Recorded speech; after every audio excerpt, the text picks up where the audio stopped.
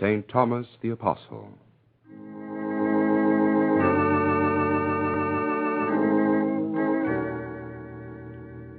And Jesus said to the apostles, You shall receive power when the Holy Spirit comes upon you, and you shall be witnesses for me in Jerusalem and in all Judea and Samaria, and even to the very ends of the earth.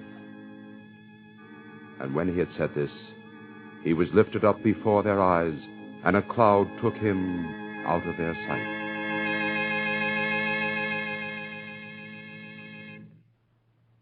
Be still, my son. Don't try to rise. My head. You struck it against a stone when you lost your balance on the hill. I carried you to the shade. I'm in your debt, old man. You owe me nothing. You are a stranger to our land? Yes. What do they call you? I am called Thomas. And you? I am Vazam, son of King Mizdai.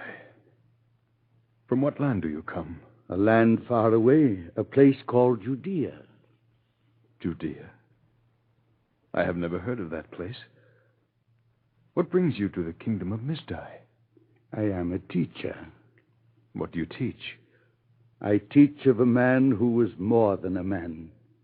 He who created all men and the desert and the sun above, the Lord of all men and beasts and all things. He did all this? And you say he was a man? He became a man and dwelt among men, but he was more than man. He is the one true God. There are many gods. We worship them here. There is but one true God. Old man, did you come by way of the kingdom of Gundafor? Yes. Then that explains it. Word of your teaching has preceded you here. Turn back, Thomas, I warn you. You must not enter our kingdom. But I have already done so. Our high priests are angry. They have heard of the numbers of our people who listen to your teachings and who now practice your faith. It is said even King Gundafor has turned to you. That is true. They are angry, Thomas. My father, King Mizdai, is sworn to your arrest and punishment should you seek to teach in this kingdom. And I am sworn to teach the word no matter the dangers. I warn you, I am a soldier. As a servant of the king, it is my duty to bring you to punishment. You must do as you think best. I cannot. You have come to my aid. I will repay my debt to you by giving you full warning and allowing you to turn back freely. I thank you. Go now. Does your head feel better? I will be all right. Then I leave you. You're going the wrong way. It is the right way. I warned you the next time we meet it will be my duty to arrest you. God be with you, Vazam.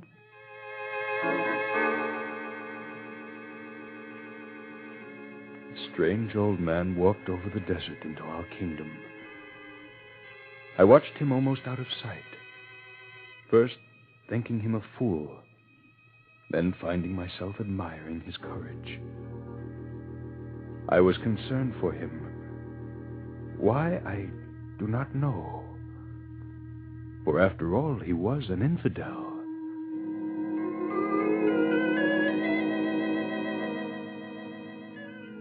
My errand took me from the kingdom for many days. But as I returned on the homeward journey, I thought of the old man Thomas again, wondering if he had been captured. My father, King Mizdai, awaited my return in the palace. Vazam, enter, my son. You were gone long. Your instructions have been carried out, Excellency. Instructions? To increase tax collections in the farm areas. Oh, yes, I had forgotten. Something has troubled you in my absence? It is the people, my son. They're acting strangely, meeting in secret. The high priests say they're being taught a new belief. I see. They say there is a man from another land in the kingdom, and it is he who is teaching this new belief. They've seen him? No. We've questioned some of the people, but they will not speak. I fear it is the same man who passed through the kingdom of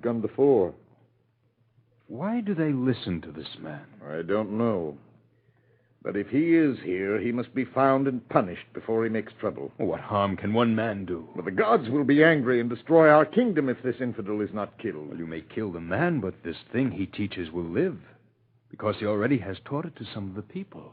That is true. Would it not be wisdom, my father, when this man is captured, to make him deny and renounce what he has taught? He wouldn't do it. Well, he would if you promised him his freedom. Set him free, an infidel? That's against our laws. His death will bring us nothing. We'll see when he's captured. But we have talked enough. You must go to your mother. Something has upset her. I will go to her, Father. Then you must join your troops to help search for this man. I sought out my mother in her quarters. My mother, Tertia, was the delight of my father's life and mine. Her beauty and gentleness were as from another world. I came to think that she, of all the people in India, was completely happy. But now and again, deep in her eyes, I thought I detected sadness, and knew not why.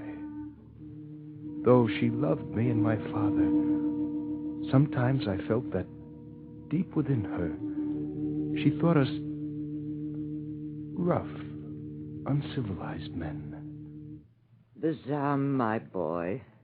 Mother, how well you look. Let me look at you. Oh, your head is all scarred. It's nothing. I tripped and hit my head on a stone. You might have been killed. I might indeed have died under the sun, but an old man found me and carried me to the shade of a tree. How kind of him. I must thank him. No, he has gone away. But where?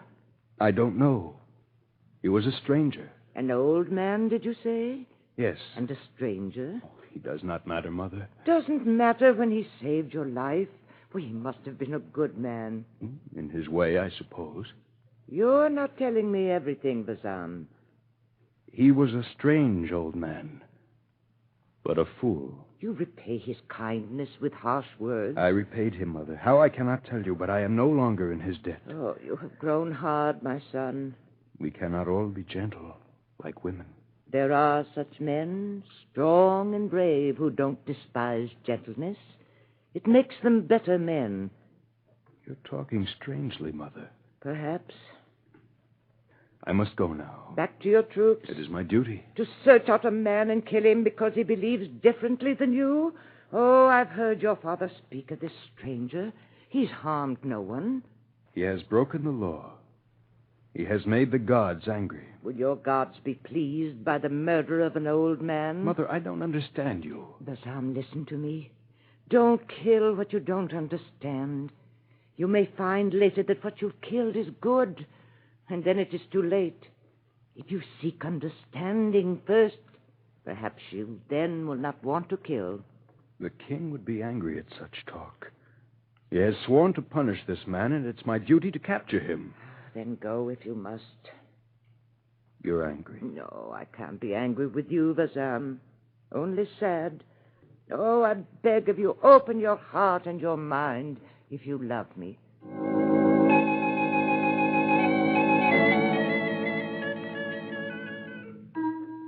I was assigned to lead troops through the countryside to the north of the kingdom, searching the farm huts and the fields. All strangers were questioned, but none was the man for whom we hunted. It was long after darkness had fallen when we completed the search of our assigned section of the kingdom, and I returned to the palace where Mizdi, my father, was waiting. You missed him, my son. They found him? No, but he was seen. The people gathered tonight to the west. Our troops surrounded them and listened as he spoke to the people. But when they closed in, he got away in the darkness. He escaped? They searched for hours, thinking he had fled out to the desert. But there was no sign of him. Well, perhaps he fled back toward the kingdom. Of course he did. But where he can hide in the kingdom is a mystery. Someone must be hiding him. Whoever it is will pay for it with his life. But we've searched every home, and he's nowhere to be found. It's strange. I'm tired. That accursed old man has robbed me of sleep. Well, go and rest, my boy. You must continue the search in the morning.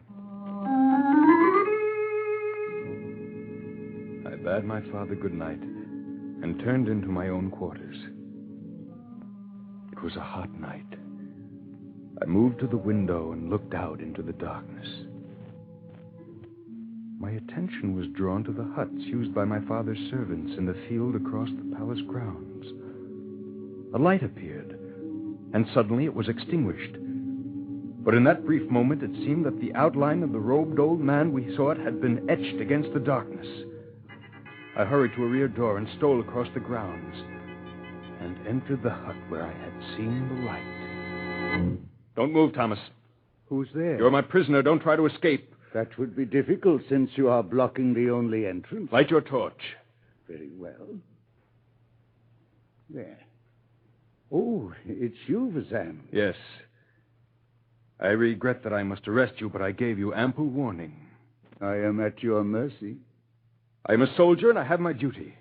My son, I told you when first we met that you must do as you think best. You were very clever. No one would ever think of searching for you on the palace grounds. How long have you been here? I regret I can't tell you. I see. You were brought here by someone. I can't tell you. The guilty one will be found and punished. I am the guilty one, Vazam. Who's there? It's me, Vazam. I cannot see you in the darkness. Come forward.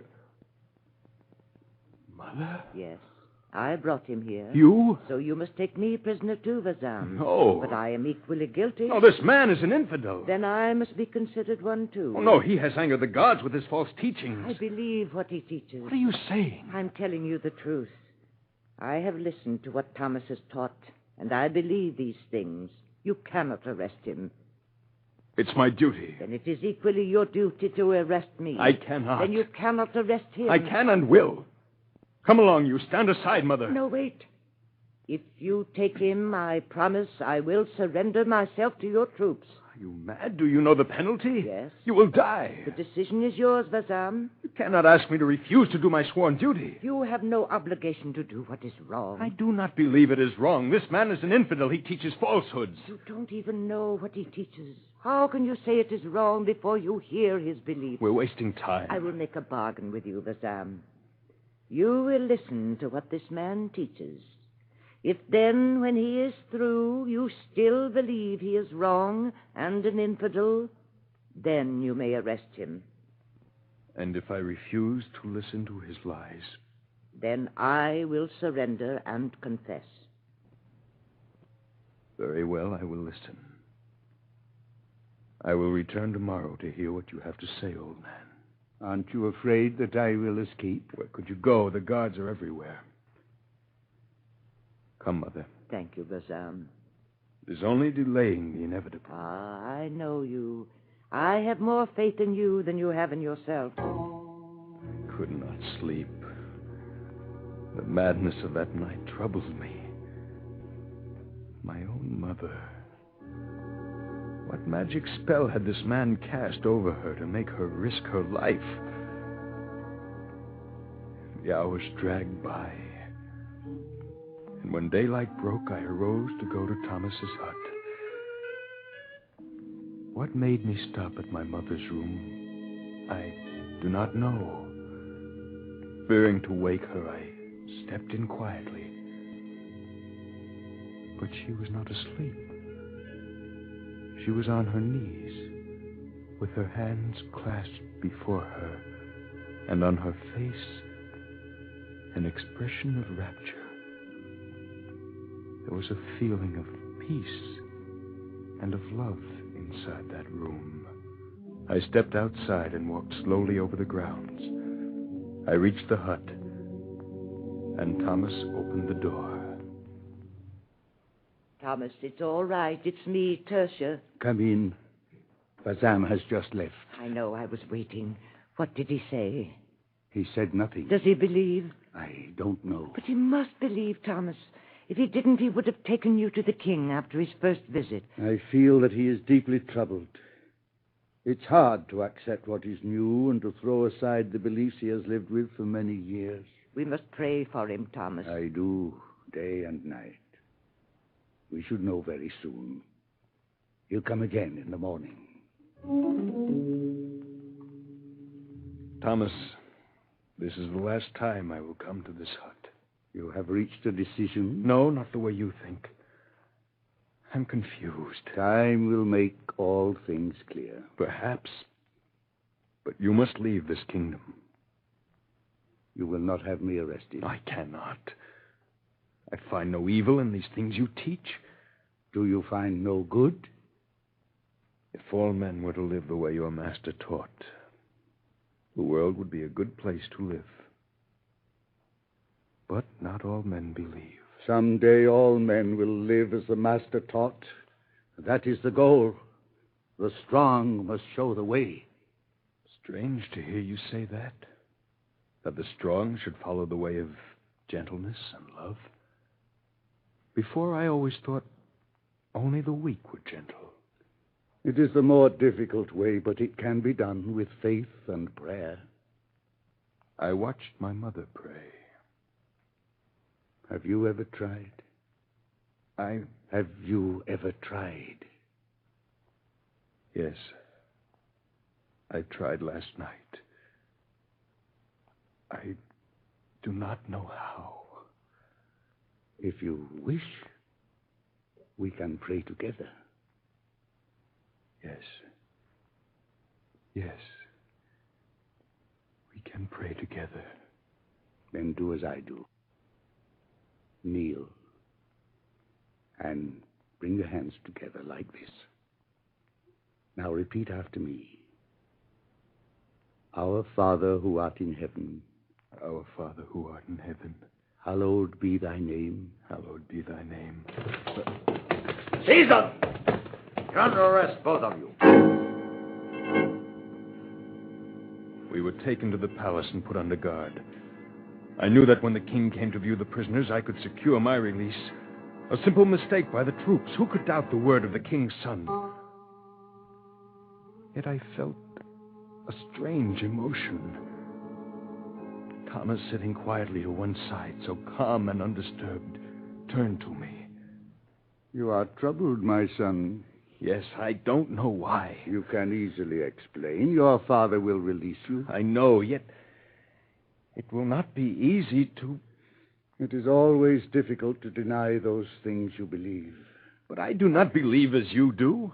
Of course. These things you teach are good, but I've lived all my life another way and can go on living happily. Yes, Fazan. I must not allow myself to be troubled further. But what's that? Someone is coming. The guard. Yes, my father's with him. This way, Excellency. Here they are. Bazan, what are you doing here? Do you know this soldier, Excellency? He's my son. Why is he bound? Release him at once. But he was captured with the old man. Oh, there's something wrong. He must have been searching for the old man and was taken by your man by mistake. Speak up, Bazan. Were you searching for the infidel? Yes, I was searching for him. Of course. Release him, but not the other one. Well, infidel, we have caught you at last. Yes, Excellency. Have you nothing to say in your own defense? I need no defense. I taught only truth and good, and of the one true God. Silence, infidel, before the gods strike you down. You're more dangerous than I believed. We must put an end to you at once.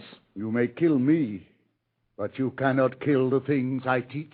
He's right, Excellency. Already some of the people are teaching others.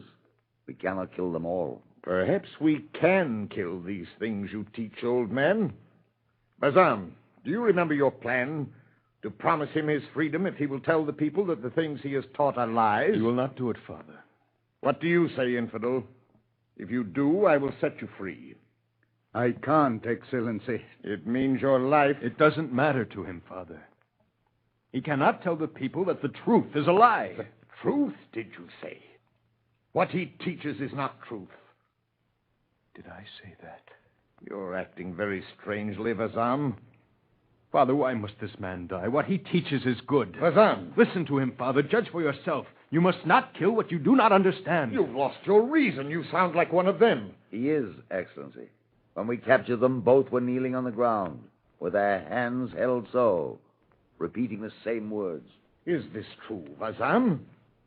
Yes, Father. You believe what this man teaches? I'm not sure. You realize the penalty? Make sure you know what you're saying. I honestly don't know. We will allow you to find out. The infidel dies tomorrow morning. That's the law. You die with him, unless you deny all that he teaches.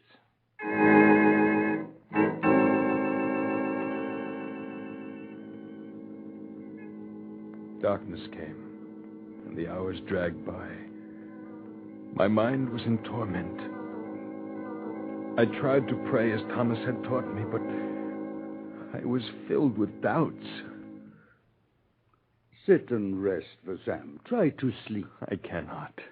You were very brave, Vazam, to stand up to your father. But we're only sure. Do you believe? I don't know. I think I do, but how can I be sure these things you teach are true? How can I believe in your master when I've never seen him? Many do. But to give my life or beliefs I've not tested? That is faith, Vazam. To accept what cannot be fully proved by reason or the testimony of your own eyes. How can I find such faith? By praying. I've tried. Have you no doubts? No. Not now. But when I was a young man, did I tell you, Vazam, that I knew the master? You knew him? I watched him live and I saw him die. Those were terrible days. Terrible and glorious. On the hill of Calvary, he died on the cross between two murderers. What mockery! When they laid him to rest in the tomb and rolled the great rock over the entrance, I felt all was lost. That all had ended, and doubts assailed me. After some days, the others came to me. Thomas, we have seen the Lord. But I did not believe them. He has risen, Thomas. He came to us. When we had gathered together in fear, he came to us and he said, "Peace be to you."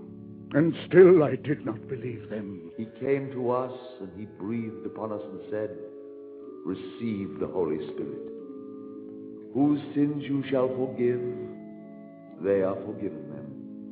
And whose sins you shall retain, they are retained." But still doubts assailed me, and I said to the others, "Unless I see in his hands the print of the nails, and put my finger into the place of the nails, and put my hand into his side, I will not believe." But after 8 days had passed, while I was with the others, Jesus did come, and he beckoned to me. Bring here thy finger, and see my hands, and bring here thy hand, and put it into my side. And be not unbelieving, but believing. How could I have doubted? No words could wipe away my sorrow. I could only say, "My Lord and my God." And he said to me, "Because thou hast seen me, thou hast believed. Blessed are they who have not seen, and yet have believed."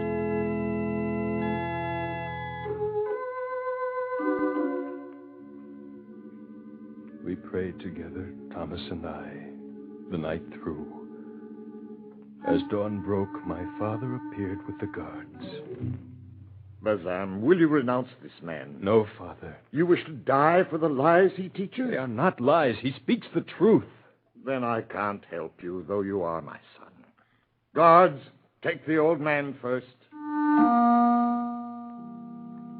I watched them through my window. Thomas, so old and proudly upright, walking with the soldiers to a nearby hill. And there, in a strange land, far from his home, he died a martyr's death. I waited for many weary hours, but they did not come. But at last, when I had thought myself forgotten, someone approached. Bazam, where are you? Here, Mother. Oh, my boy. Why have you come? To set you free, my son. But I don't understand. I believe as Thomas did. When I told your father that I, too, believed he couldn't take your life. You told him? Yes, but he doesn't understand. May I go and see him? No, he won't see you. He said you must leave the kingdom and not return. I will go. But make him understand, Mother. I will. Someday he will see. They will all see. We who understand must show them the way.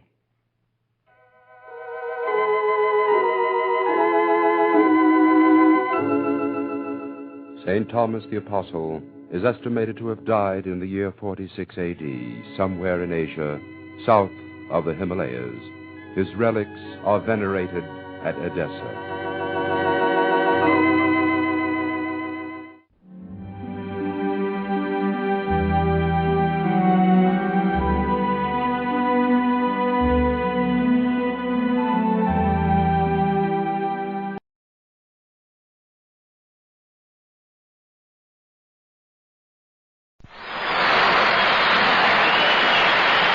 Enough is enough. Look, they want me to play Love and No, Blue. they don't want you. They want you not to play Love and Blue. Mr. Benny killed Vaudeville. Today, the murderer returns to the scene of his crime. I have the ad right here in the paper, Mr. Benny. It says the biggest show in town, 14 days only, due to Mr. Benny's prior commitments. You have to put it in there. You're going back with the good humor people. I mean, you have to put it says...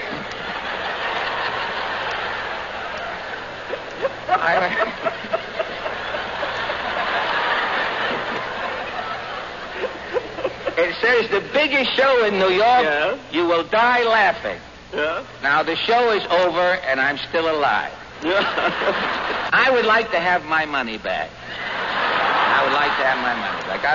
I paid Fred, 80 I'm cents. sorry. You paid 80 80 If you cents. want your money back, you'll have to go to the box office. They told me at the box office you're taking it out after every show. They told me I should come to you direct. Now, wait a minute. 80 cents. The show cost 80 cents. 80 cents Now, look to what get you in. got for 80 cents. You got the Sportsman Quartet, Marjorie Reynolds, Rochester, Phil Harris, and myself. Now, you did like the Sportsman Quartet. Very good, very good. Is that worth 15 cents? 15 cents of anybody's money. 4 for 15 That's is right. good. Okay. 4 for 15. Marjorie Reynolds, is that worth a quarter, Marjorie Reynolds? Let me see. You drive a hard bargain.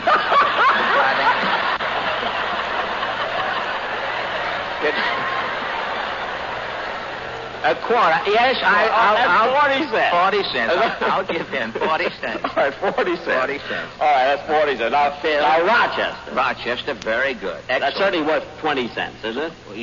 Yes, 20 cents. That's 60 cents. 60 cents. All right. Now, Phil Harris is worth a dime. Is that right? 8 cents. All right. 8 cents. All right. That's 68 cents. That leaves you 12 cents. 12 cents. I would like to have 12 cents. Look, and remember, this is my last quarter that I got with me. I didn't get paid yet. I got to have dinner. I got to have a sandwich. I got to have right. something to eat. You're in here all day. I'm going to be here all day. I haven't even got money to ride home. Not even on the Tonight? bus. Nothing. You can't Nothing. go home tonight? No. Well, how are you going to get home? With your I don't legs will know. give away about 9 o'clock. You'll never be able to walk it. Well, if you could just let me have a dime so I could get back on the bus. the bus? That's right.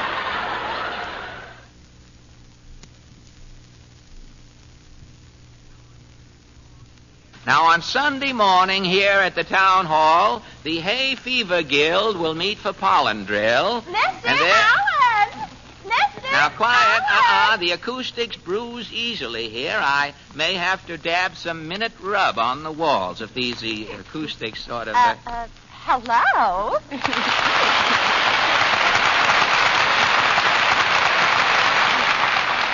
Well, sir, they laughed when I said the magician's hair was coming out. They didn't know I was going to pull his rabbit out of the hat.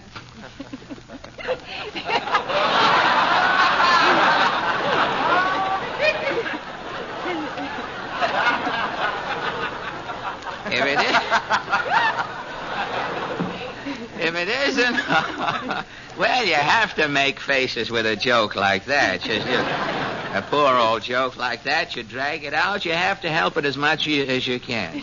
What I really should do is hide that monkey on me and let it out on rare occasions. Well, if it isn't, what's her name? Yes, Mama sent me out to get a golf club. Well, don't tell me your mother's taking up that rollicking game of meadow badminton. No, but our baby swallowed a golf ball. A golf ball, and your mother is... Mama's going to spank it with a niblick. Well, you'd better get right home and caddy for your mother. The baby might turn out to be a tough course, you know. Hello, Portland. Pardon me, but I never speak to strange men at microphones. Portland, this is Andre Baruch. Andre's taking Harry Von Zell's place, remember? Oh, yes. Hello, Andre. Gosh, you were swell last week. Yes. Thank you, Portland. Hello, fans. Hello, Peter. Optimist in the plural, yes. Not Stuff Van Steeden. It isn't Benny Goodman. Well, you could be with the top of your head going into that Big Apple. Be careful. You know what you got from Jack Benny Sunday night. And did I laugh when Jack beat Mr. Allen up on his program? Say, I nearly passed out when Fred started crying. Yeah? When I started crying, dubbed in a cry for me. How did Benny beat me up? In effigy. And at that, he had to make me a little boy in his sketch before he could do it. You can't take it even as a kid. Well, Benny'd better not start anything with me, or Jell-O's going to have 8 delicious flavors. What 8, Fred? What? I said, what 8? Well, I'll just strawberry, raspberry, cherry, orange, lemon, lime, and black and blue. You shouldn't fight with Jack now. He's pretty weak going on that He's diet. always weak. Say, I wonder why Paramount made Jack cut down on his food. Well, he's making the picture for his room and board. And Paramount caught him overdoing the latter. Why, they tell me a waiter walked into the commissary one day with 15 meatballs, and Benny ran pool before the waiter could set down the plate. Benny's better in pictures than you are for my money. Oh, yes? Who won the Academy Award last year? Spencer Tracy. And I know Spencer Tracy better than Benny does. So what does that prove? It proves that if Benny keeps making pictures, he's going to make fresh air fiends out of a lot of theater goers. You can say what you want, but I thought Jack was swell as Tom Sawyer Sunday. Tom Sawyer. He played the part like one of the Finn boys. Huckleberry? No, Mickey. Beating me up as a kid. Why, I could have met him in a day nursery and licked him with open safety pins at 10 paces.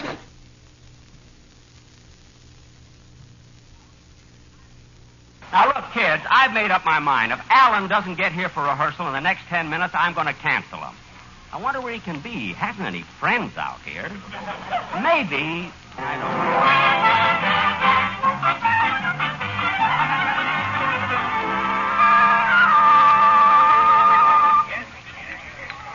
know. Will it be anything else, Mr. Allen? Yes, waiter. I'll have another cup of coffee.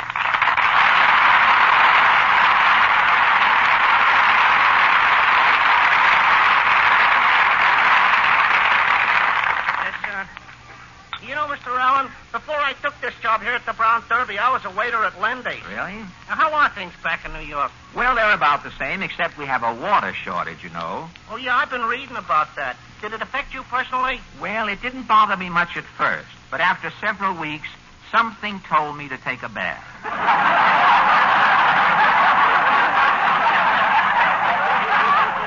See, that reminds me, Mr. Allen, aren't you supposed to be on Jack Benny's program today? And how I hate it. Well, this is none of my business, but how much is Benny going to pay you? Well, I don't know yet, but my lawyer filed suit against him 2 weeks ago. Oh, wait a minute. You ain't even been on his program yet, and you started suing him 2 weeks ago? My friend, when you deal with Benny, it's always best to get a running start. You mean he's really that cheap? Cheap? Why, Benny is so tight that last summer when he was out on a dude ranch, he kept his money in a wildcat's mouth. And he was snide enough to find a wildcat with tonsillitis so it couldn't swallow. I'd better get going. I have to go to that old man's rehearsal over there. Say, which network is he lousing up now? Oh, he's at CBS. It's just 2 blocks from here. Say, on second thought, I think I'll let him stew a little while. Bring me another cup of coffee.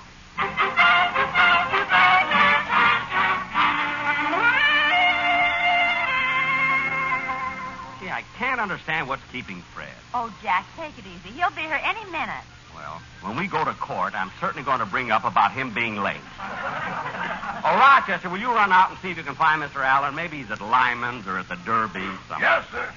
See, that Allen is certainly a thoughtless guy. He's been doing things like this to me since the first day I met him. Jack, I've been with you for so many years, and I never knew how you first met Fred Allen. Oh, it happened in Boston a long time ago. Well, tell me about it, Jack. All right, Don. It was many, many years ago when vaudeville was at its height. I was the headliner at the Metropolitan Theater in Boston. One night after the supper show, I was sitting in my dressing room resting from my 7 encores. I was removing my makeup. Come in. Mr. Benny? Yes? Mr. Benny, my name is Fred Allen. Uh-huh. I'm appearing here at the Metropolitan. Well, that's funny. I don't remember any Fred Allen on this bill. I'm in the opening act. Oh, I thought the opening act was Fink's Mule. I took my makeup off, Mr. Oh, so you're with Fink's Mule? Uh-huh. May I sit down? Yes, but not too close.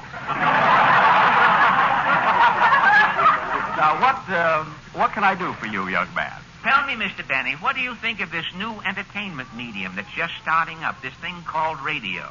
Well, I've been giving it a lot of thought. In fact, I already have an idea for a radio program. You have? Yes. On my program each week, I'll visit a place called Benny's Boulevard, where I'll start knocking on doors and ask topical questions of 4 people. 4 people? Yes, a Southern senator, a rube who says howdy, bub, a Bronx housewife, and an Irishman. Gosh, what a novel idea for radio. You know, that might even replace the street singer. Yes. You'll have to excuse me now, Alan. I've got to get dressed for dinner. Well, goodbye, Mr. Benny, and thank you so much, sir, for your help. I will always treasure the memory of this meeting the greatest comedian in the world, sir. I'm backing out, sir. Thank you. And that, Don, is how I first met Fred Allen, and why I dislike him so much. Jack, you mean... Yes, he stole my radio idea and called it Allen's Alley. Gee, I wonder if Rochester has found him yet.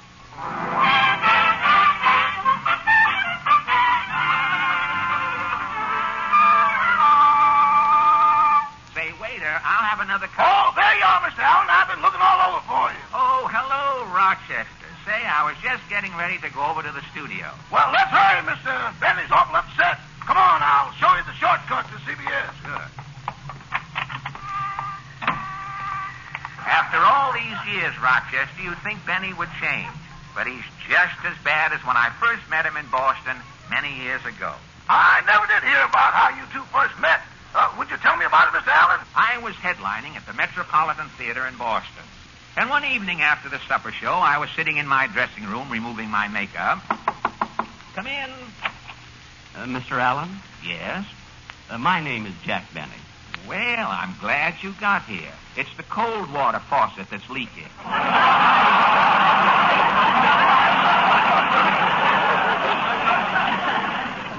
No, I'm not the plumber. See, I'm appearing here on the vaudeville bill with you. Jack Benny, Jack. Say, I didn't see your name on the program. Oh, I'm in the opening act. But the show opens with a Japanese flash act. Yamaguchi and Takamura. Gosh, they're wonderful. The way they lie on their backs and juggle that big barrel with their feet. I know. And inside of that barrel, me. No. Oh, yes, Mr. Allen. While they're balancing that barrel and kicking it up in the air, I'm curled up inside with my violin, playing Ireland Must Be Heaven, because my mother came from there. What an inspired touch. I can just hear that music coming out through the bunghole.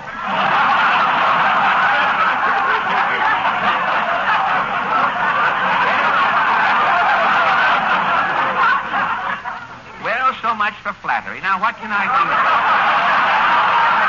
What can I do for you, son? Mr. Allen, sir, Yes? you've got to help me. I want to be a great comedian like you. Well, if you're so anxious to earn big money, why don't you turn to radio? Radio? Yes, it's a gold mine. Say, I'm working on an idea for a program for myself. Now, my idea is this. I'll be the star, you see. A girl to insult me, a drunken orchestra leader, and a fat announcer.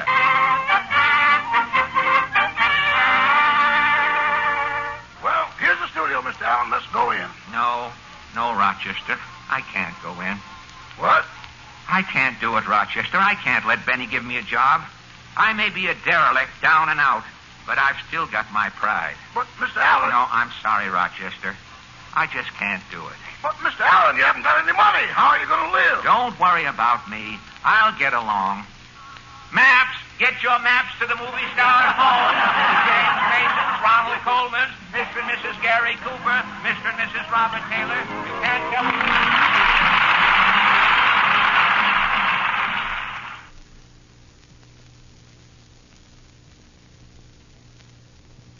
Come in.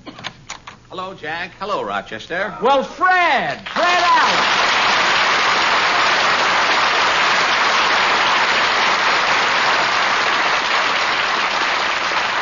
Well, Fred, this is a surprise. Really? When did you get in town? Last night? Last night? Well, why didn't you call me at my hotel? You mean you're staying at one that has phones? Well, no, but there's a candy store in the lobby that takes messages. Oh, I see. Say, boss, as long as Mr. Allen's in town, why don't you put him on your stage show? Well, thank you, Rochester, but I couldn't very well go out on a stage now. I haven't got any material. Well, don't you have any of your old vaudeville routines left? Well, if I did, I'd be on television. It would be great if you could join me on my stage show, Fred. Well, I'd really love to, Jack, but I have to rush back to Hollywood. I've been offered the lead in a new picture. A new picture? Uh-huh. No Dimension. It's a new thing that's coming out.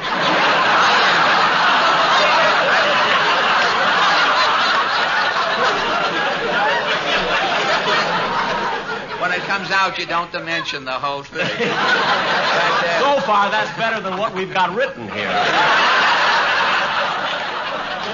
But in this picture, Jack, yes? I play the part of a test pilot in Los Angeles. I see. The picture is called Breaking the Smog Barrier.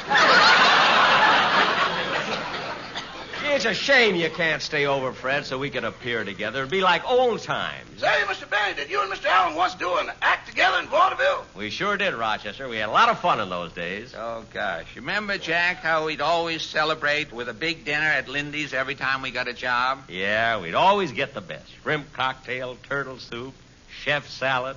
Filet mignon, stuffed potatoes, strawberry shortcake. Then I'd top it all off with a big glass of Ovaltine.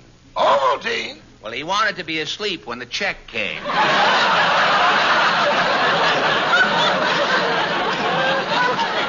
Those were the good old days.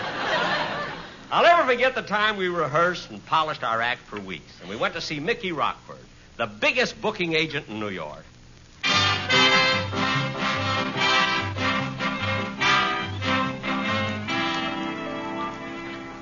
Come on, Fred. I think Mr. Rockford's office is down the hall.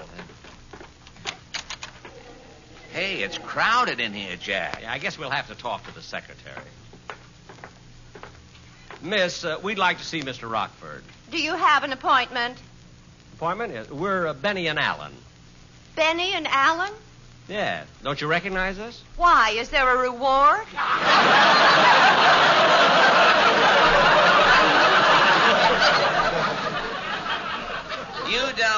You don't understand, girlie. We do a vaudeville act. Really? Which one throws the fish? Say, that is clever.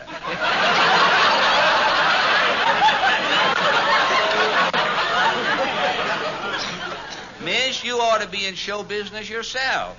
Me in show business? Yes. I know a magician who saws a woman in half. You'd look better in two pieces.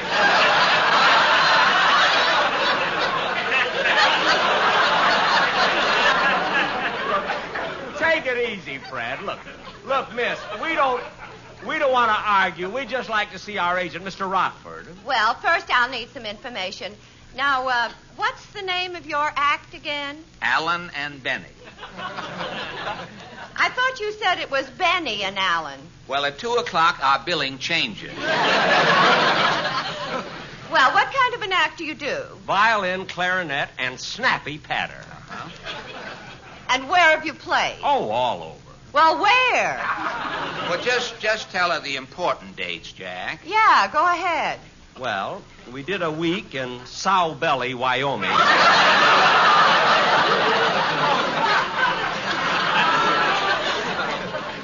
A week in Loose Tooth, Arizona. 3 days in Stagnant Water, New Mexico. And we also played the Palace here in New York. Sow belly, loose tooth, stagnant water, and the Palace. Well, at least you worked your way up. No, we played the Palace first.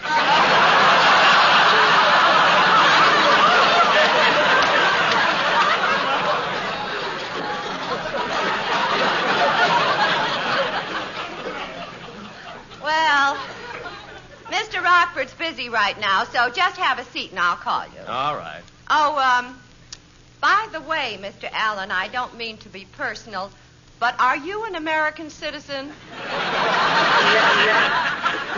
Yes, I got these slant eyes from pulling off a tight derby. Come on, Fred, let's sit down. Okay. Yes?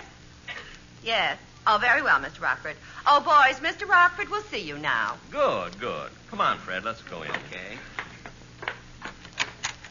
Well, come on in, fellas. Come on in. Close the door. Sit down. Thank you. Mr. Rockford, I'm Jack Benny. This is Fred Allen. That's right, Mr. Rockford. Remember, you booked our act in the Palace 7 years ago.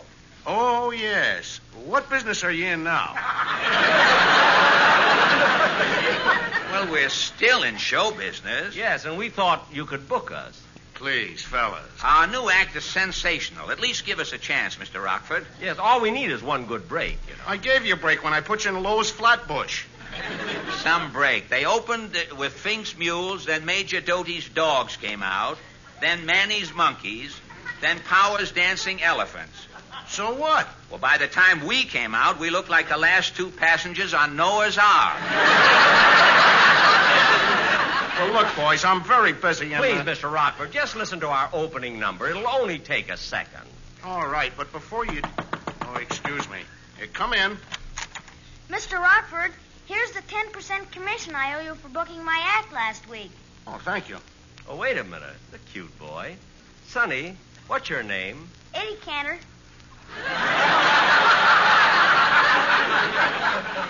Eddie Cantor? Potatoes are cheaper. Tomatoes are cheaper. Now's the time to fall in love.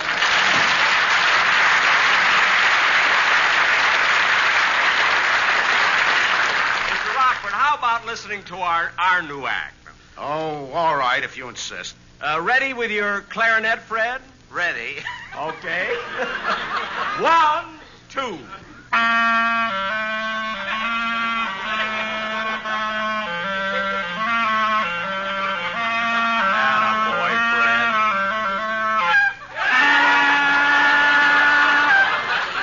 Mr. Allen. What is it, Mr. Benny? Have you heard that they're making women's bathing suits out of spun glass? Women's bathing suits out of glass? Well, that's worth looking into. I'll take it, Mr. Allen. If you will.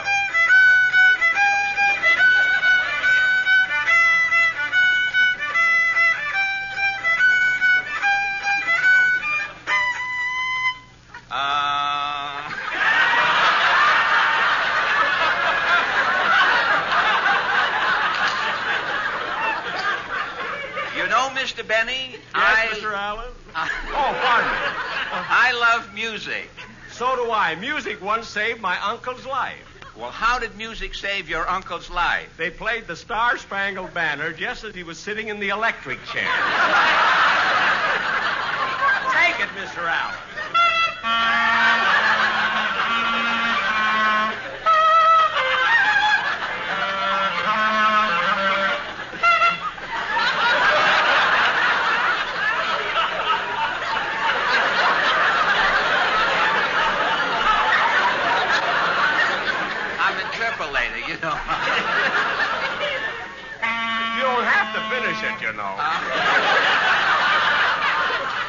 Mr. Benny. Yes, Mr. Allen.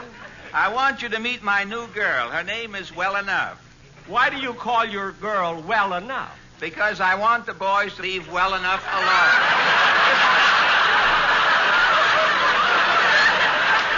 How about the finale, Mr. In unison? All right.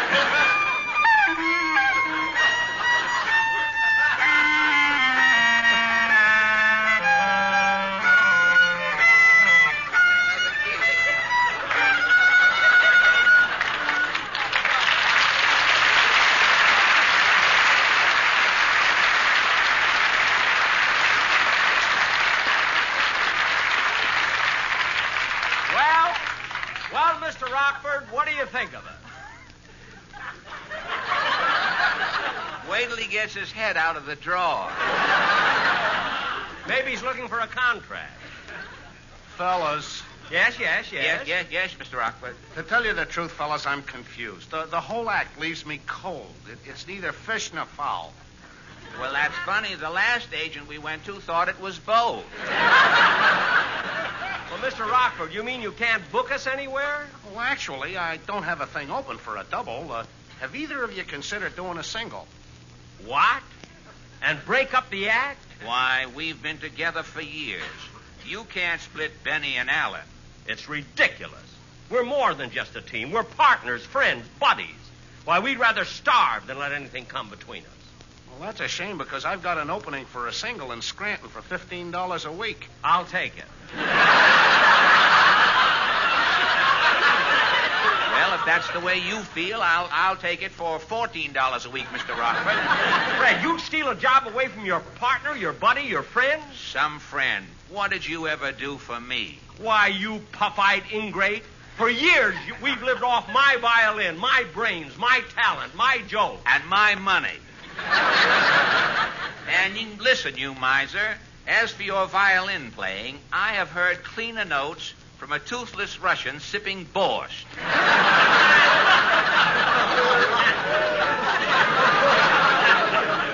You are just lucky you've had me and my clarinet. Clarinet? The only way you could make a living with that clarinet is if you put a nail on the end of it and went out in the park. Mr. Rockford, rather than let you hire this no-talented wage cutter, I'll take the job for $10 a week.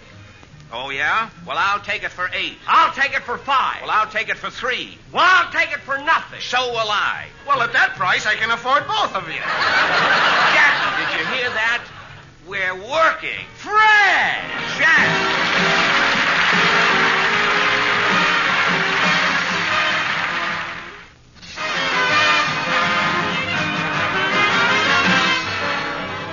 Ladies and gentlemen, that concludes another program, and we'll be with you next week at the same time. And, Fred, it was nice reminiscing. Oh, say, Jack, we forgot to tell him about the time we played in Burning Stump, Arkansas. Remember that insulting audience? Oh, yes. I remember while we were doing our act, the audience threw pennies on the stage, and you complained to the manager. And when they stopped, you complained to the manager.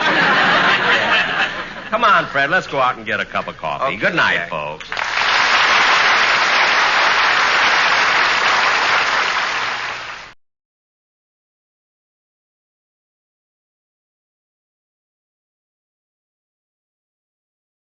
Lux presents Hollywood.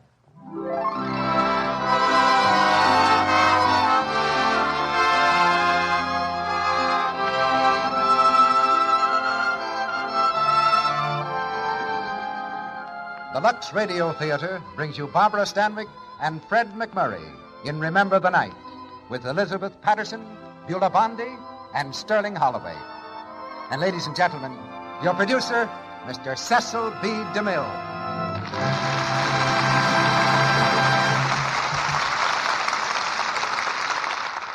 Greetings from Hollywood, ladies and gentlemen.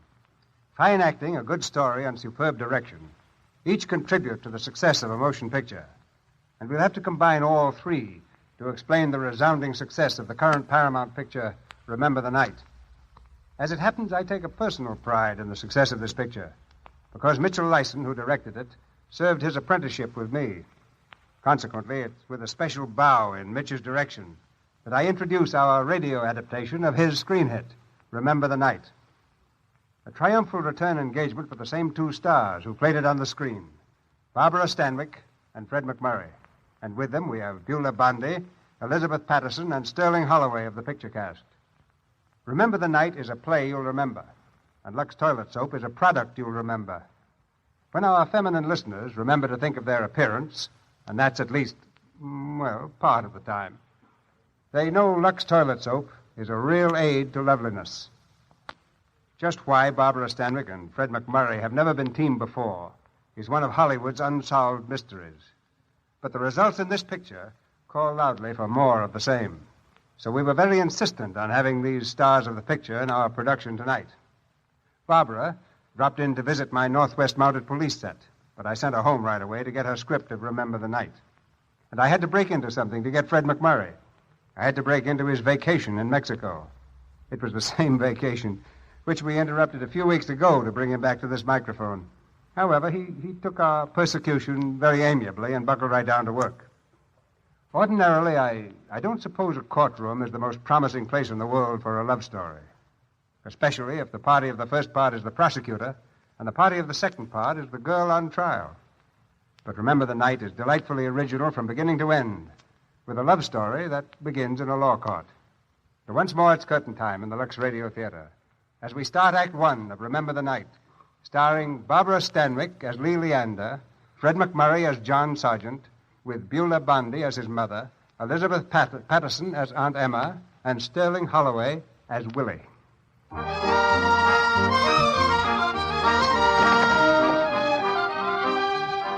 A jewelry store on New York's Fifth Avenue. In the glittering showcases, 1,000 precious stones sparkle in their brilliant settings. Although it's just a few weeks before Christmas, there's only one customer in the store this afternoon, a pretty girl in costly furs. On her wrist is a diamond bracelet, placed there by an enthusiastic clerk. He smiles happily, sensing the sale is practically complete. Glorious, madam, isn't it? One of our most beautiful bracelets, really. Yes, it is beautiful. You won't regret taking it, madam. I'm sure I won't. What's the price, please? Only $5,000. $5,000, that's reasonable. You won't find another one like it in New York, madam.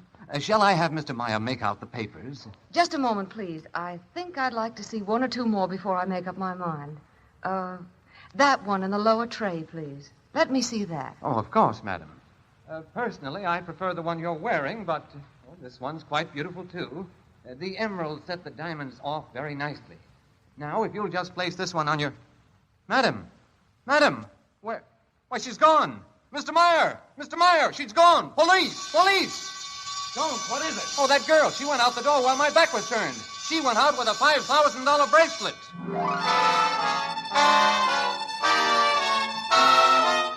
Calling car number 17. Car number 17. Pickup girl about 23 years. Dark complexion, silver fox furs. Vicinity 5th Avenue, 54th Street. Search for diamond bracelets stolen from Meyer and Company. That is all. Hello. Oh, this is Officer Cassidy reporting to headquarters. Say, we picked up that girl on call 17. Yeah. Caught her cold with the goods in a hock shop over on 3rd Avenue. She was trying to pawn the bracelet. Yeah. Okay. I'm bringing her in now.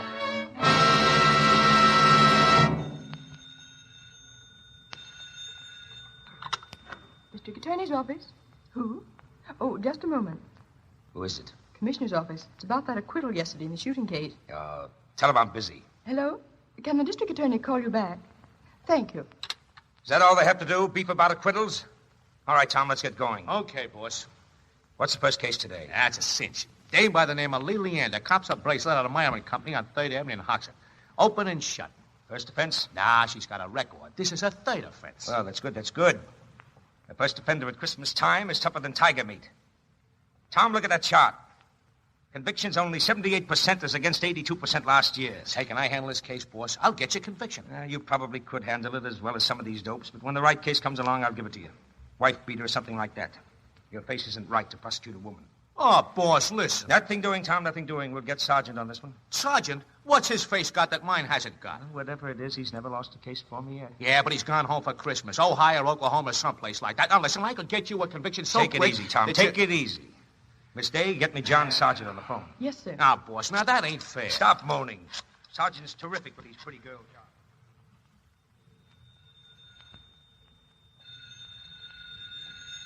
Oh, Mr. Sergeant. Mr. Sergeant. Phone's ringing. Well, answer it, will you? Try to get packed up in here. Okay, I'll answer. Hello. Hey, wait a minute, Rufus. Listen, if that's the office, tell him I've already left. Okay. Hello. Yes, sir. Yes. Well, this is the office. He's already left. Oh, you blockhead. Give me that phone. I just said... Shut up. Good morning. Who all wants to speak to Master Sergeant, please? Hello, Sergeant. Who do you think you're kidding? Oh, all right, never mind. Who is this? This is your boss. You know, it's a good thing you didn't take up acting for a living. Yeah? Well, what do you want? Well, listen, we got a case to try this morning. I'll see you at the office in 15 minutes. Now, wait a minute. I'm supposed to be going home for Christmas. Sure. You can leave here this afternoon. Yeah, but I've got 730 miles to drive. You told me I could... Now, look, Jack, don't argue. It's a female case, and I need you. Now, come on. Oh, I was afraid of this. Who's defending? O'Leary. That windbag? He'll give us the Gettysburg Address and the Declaration of Independence. Oh, no, he won't. I'll have Tom meet you in court, and you'll be out of there by noon. Now, get right down here. Goodbye. Now, listen, boss. Hello. Oh, O'Leary. He'll talk all day long. When you leave, Mr. Sergeant. Shut up.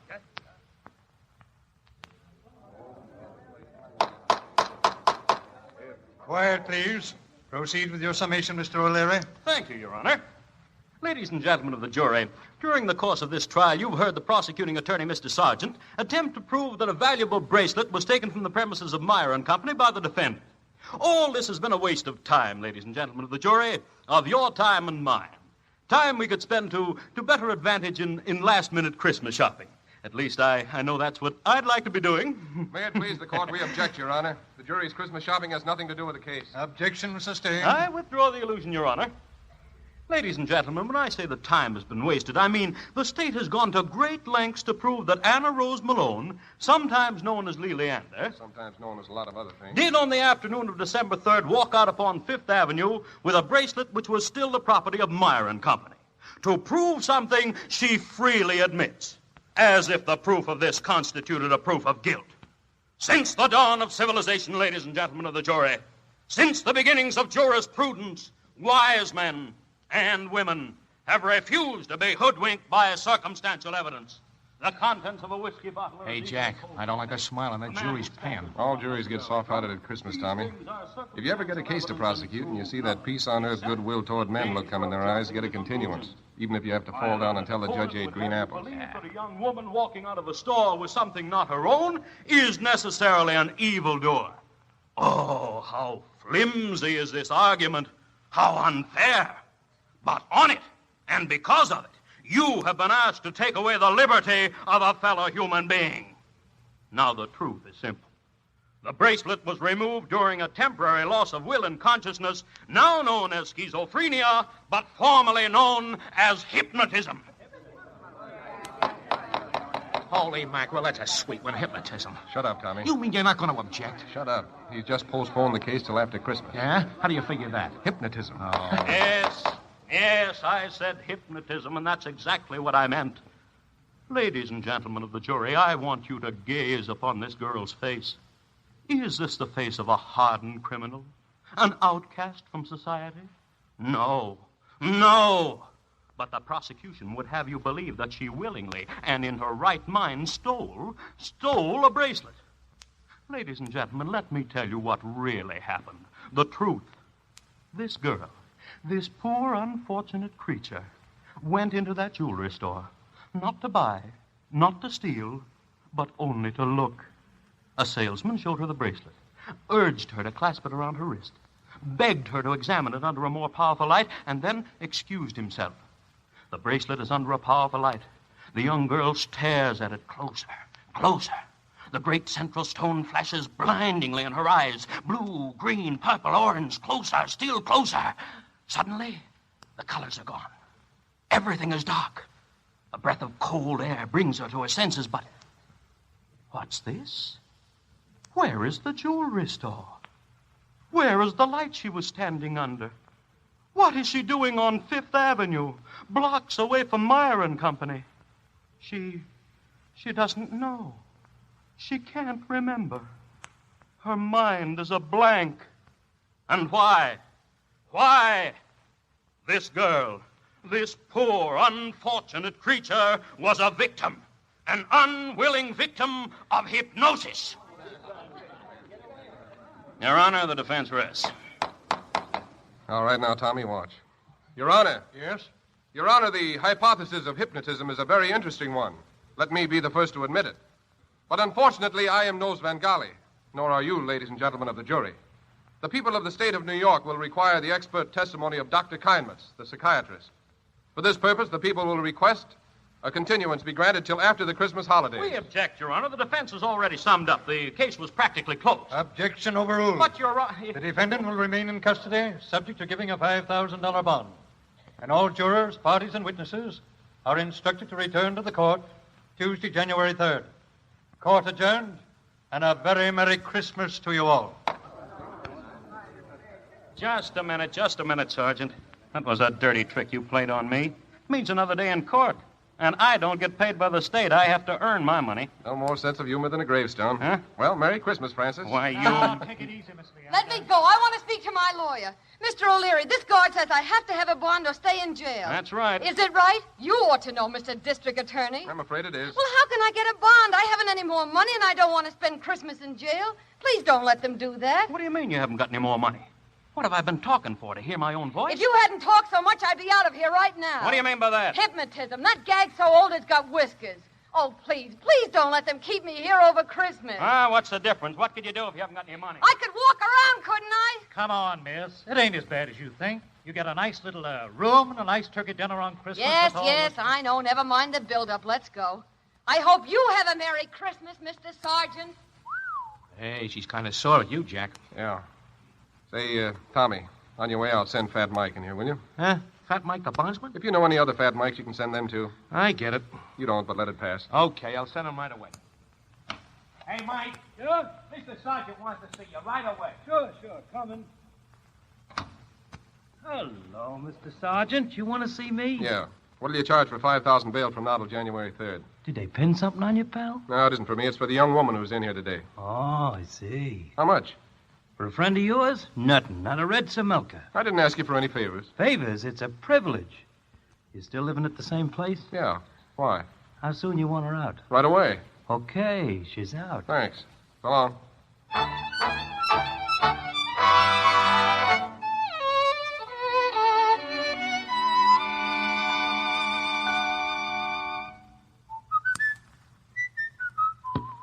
Hey, Rufus, you got those other grips packed? Rufus! Yeah, I am, boss. What's the matter with you? She's here, boss. Who's here? I don't know. Then how do you know she's here? I just let her in the living room. You let who in? The lady. You mean there's a lady here in the apartment? Yes, sir. Well, what'd you let her in for? I told you I wasn't home to anybody. Yes, sir. I told him that. But he shoved the door open anyhow and pushed the lady in with his compliments. Who did? A man, Fat Ike. Fat Ike? You mean Fat Mike? Yes, sir. He's showing Thin Mike. What did he bring her here for? I don't know. Guess I'll have to go and speak to her. Yes, you will. Well, hello. Hello. What are you doing here? I don't know yet, but I've got a rough idea. Well, anyway, I'm glad you're out. Mm-hmm. Now what do I have to do for it? Well, for one thing, you could say thank you, but if that doesn't fit in with your plans, just skip it. My motives in this matter... Here you are, boss. Here's the drinks. What drinks? I didn't tell you Got some soda, miss? Thanks. Drink, boss? Get out of here. Yes, sir. Yes, sir. I know. You know, one of these days, one of you boys is going to start one of these scenes differently. And one of us girls is going to drop dead from surprise. What are you talking about? I suppose you do this with all the lady prisoners? Oh, yes. My life is just one long round of whoopee. Well, you're in a good spot for it. Wonderful. I have only to wave a finger and I can satisfy my slightest whim. And I suppose if anybody says no, you just put them right back in the cooler. That's right. Now, look. When court reconvenes, I'm going to try to put you in jail for a good long time. That's my business. But you haven't been convicted yet, so I don't see why you shouldn't enjoy Christmas like the rest of us. That's why I told Mike to get you out. And bring me up here. I did not tell him to bring you up here. Then why did that gorilla bring me up here? Because he's got a mind like a sewer. Thanks. Now, look, I'm very glad to have been of service to you. Now, if You mean I don't have to stay here if I don't want to? You most certainly do not. Oh, then I'll stay. But I won't be forced. Now, wait a minute. You know, there's nothing as dangerous as a square shooter. If all men were like you, there wouldn't be any nice girls left. Yes, well, all this is leading into a very interesting subject that I haven't time to pursue at the moment. I'm going away on a little trip, and it's quite a drive, and I haven't had my dinner yet. Oh, You mean you want me to go? Well, yes. Where? Where what? Well, I was on my way to a nice, comfortable jail with 3 meals a day and turkey for Christmas, and now Don't you live someplace? No. Well, where have you been living? In a tree? I had a room in a hotel, but they locked me out. Oh. Well, how much do you owe this hotel? $126.40. Oh. Well, that doesn't solve any problem. Look, why don't you just put me back in the clink? That solves lots of problems. Well, for one thing, I'm not sure I can't. And, well, that wasn't the idea. Have you had dinner? Not yet. Now, come on, then. I'll take you to dinner and we'll figure something out. You really didn't want me to come here at all, then? I'm sorry to say I did not. I see. Well, shall we go? Here's your hat, boss. Going out, huh? Yes, I am. Hot dog. But don't forget you got to see your mom. Shut up.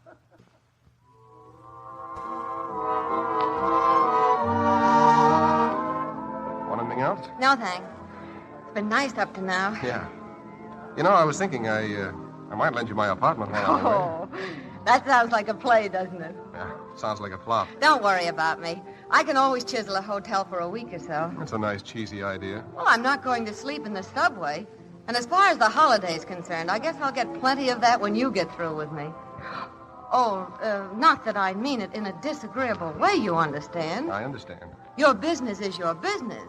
Of course, some people wouldn't care for that kind of business, but somebody has to do the dirty work. Thanks. Just too bad it had to be somebody as nice as you. How long have you been swiping things? Always. Have you been caught before? Uh-huh. Did you take things you didn't need? Sure. In the presence of beautiful things, did you feel a sudden irresistible urge to take them in your hands and hurry away with them? Oh, you mean was I hypnotized? No, I mean maybe you're a kleptomaniac. Oh, no. They tried that, though. Now, you see, to be a kleptomaniac, you can't sell any of the stuff afterwards or you lose your amateur standing. I don't understand it. First Oh, I don't think you ever could understand because your mind is different. Right or wrong is the same for everybody, you see, but the rights and the wrongs aren't the same. Oh, that's ridiculous. Is it? All right, try it like this. Suppose you were starving to death. Yeah? And you didn't have any food, and you didn't have any money, and you didn't have any place to get anything. Mm-hmm. And there were some loaves of bread out in front of a market, and, well, now remember, you're starving to death, and the man's back was turned. Would you swipe one? You bet I would. That's because you're honest. You see, I'd have a 6-course dinner at the table d'hote across the street and then say I'd forgotten my purse. Get the difference? I think you're way smarter. Yeah, that's it. We're smart. Very smart. Well, we're all finished. Waiter, check, please. Right away, sir. Well, Miss Leander, I've got a couple of extra bucks I don't need. Here's my Christmas dinner I promised you, and a room and a couple of breakfasts. Oh, thanks. Thanks a lot. Check, sir. Oh, here you are. Oh, will you ask the band to play my Indiana Home? Oh, yes, sir. I'll ask them. Thank you. Why do you want them to play that? Because that's where I'm going. No. Are you a Hoosier? Yeah, Wabash, Indiana. That is a farm just outside of Wabash. Wabash, Indiana? Oh, no wonder I liked you. I'm from Eltonville. No. Uh-huh. Why, that's only about 50 miles from... Yes, sir? Well, I'll be darned. And we have to come here and meet like this. It's funny, isn't it? So, you're going back home, huh? Yeah, I go home every Christmas. You do. Oh, gee, that's great. My mother still runs the farm. She does all right, too. She raises partridge, Wyandottes, Poland Chinas. Oh, we never had anything that swell. We never did either till lately. How long since you've been home? Never. Why? I ran away. Well, I don't know what the circumstances were, of course. Not so hot. Well, time takes care of those things. Do they write to you? I had a letter from my mother when my father died. Oh, your mother's alive, then? I hope so. That song, it's awful pretty, isn't it? Kind of does things to you. Yeah. Say, look, how would you like to go home for Christmas? What? I mean it. I could drop you off at your place and pick you up on my way back. Home? Oh, gee, I don't know. Now, come on, it'll do you good. What do you say? All right. Unless, aren't you afraid? Afraid of what? How it might look. Rising young district attorney and me. Oh, I didn't think of it. I know. You never think of anything wrong, do you? That's what makes you such a swell guy.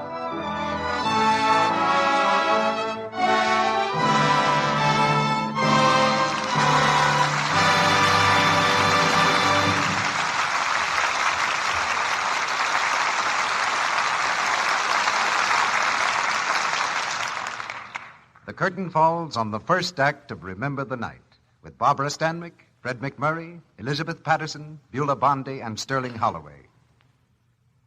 Over on Rockwell Street, in a little white bungalow, the first guest has just arrived a bit early for one of those bridge get-togethers the ladies have from time to time. We're going to let you hear what this guest says, and what she thinks, too. Why, hello, Ellie. How nice you look. Where did she find that dress, I wonder? She has the best taste. Excuse the way I look, Ellie. I'm a little early. Came right straight from the office. I worked late and I didn't really have time to go home and change. Gosh, do I feel grimy. I could only take a quick bath.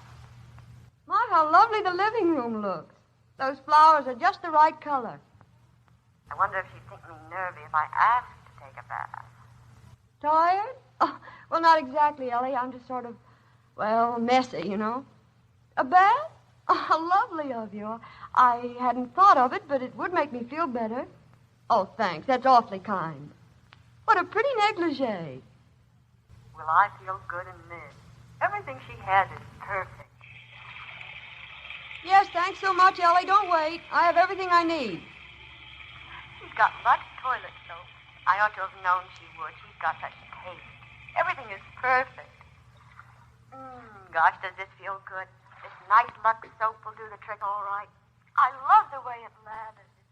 Yes, a Lux toilet soap beauty bath will do the trick. Leave Ellie's guest feeling fresh from head to toe. This luxurious white soap that 9 out of 10 screen stars use has creamy, active lather that swiftly carries away perspiration, every trace of dust and dirt.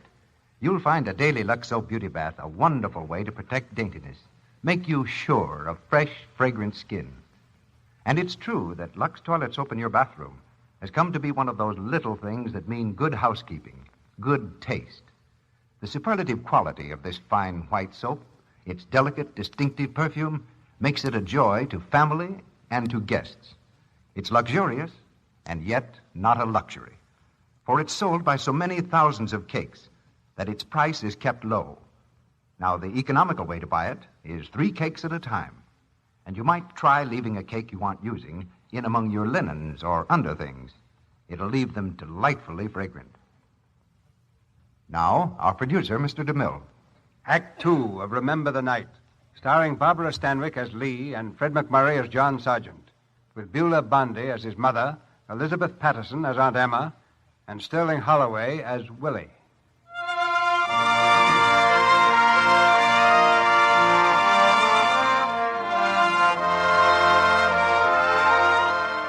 Westward, along the snow-banked highways from New York, more than 20 hours of steady driving have brought Lee Leander and Jack Sargent to Eltonville, Indiana, and the front gate of Lee's former home. A bright moon softens the outline of the ramshackle house that stands cold and dark on the outskirts of the town. From within the house comes the warning wail of a dog as Jack swings the car up to the sagging front porch. This is it, huh? Yes. Well, all out then. End of the line. Oh, please, let's wait till... Well, my mother might not even live here anymore. Hey, don't be so nervous. Will you go in with me? Sure, I'll go in with you. Come on, I've got your bag. See that tree? Yeah? I fell out of it when I was 12. Oh, I was a terrible tomboy. See, from that branch right up there. Landed on my head, too. That's a better gag than hypnotism. Your lawyer should have used that. As a matter of fact, you should have had me for your lawyer. Come on now, smile. Here we are. Oh, gee, I didn't mean to knock so loud. Why, that sounds like Mickey barking. Oh, it couldn't be. He'd be too... Here's somebody coming. Yeah. Now, look, I'll pick you up on New Year's Day in the afternoon. Don't forget. No.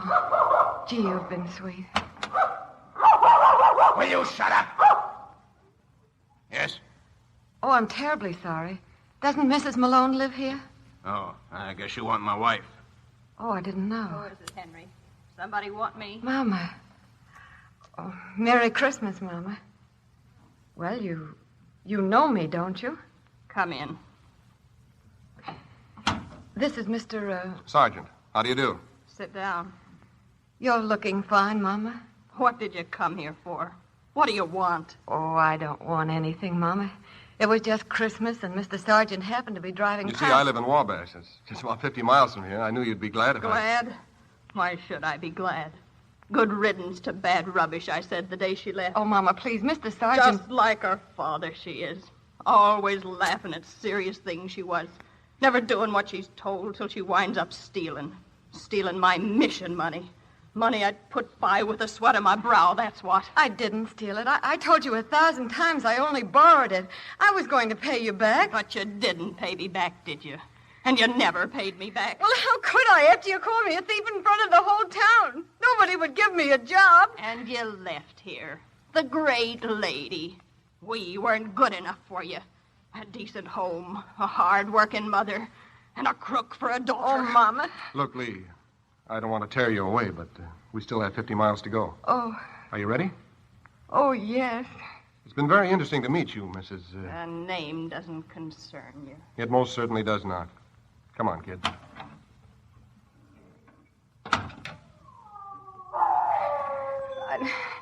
I've forgotten how much that woman hates me. And how much I hate her. That's a terrible thing to say, isn't it? No. But ever since I was little, she was always so right and I was always so wrong. Thanks for getting me out. I'll stay anywhere. Any old place will do if I'm far enough away from her. Hey, take it easy. I wish I'd broken my neck when I fell out of that tree. It's a little too late to think about that now, isn't it? You won't make me stay in Nelsonville. You'll find me a room somewhere else. Sure I will. Any old dump will do. That's just what you're going to get. It's only got one window, and the mattress is stuffed with rocks, and it's got a painting of the cross-eyedest old man you ever saw in your life. How do you know? How do I know what? Oh, that my grandfather was cross-eyed? You mean you're taking me home with you? Why not? Oh. Well, forget. Now what?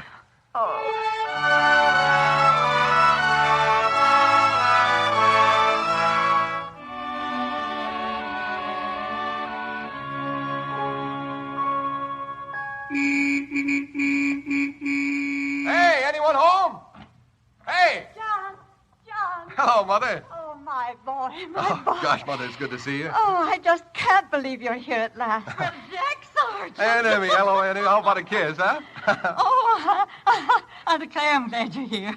If only to stop your mother from taking leave of her senses. Oh, boy, I'll say. Hello, John.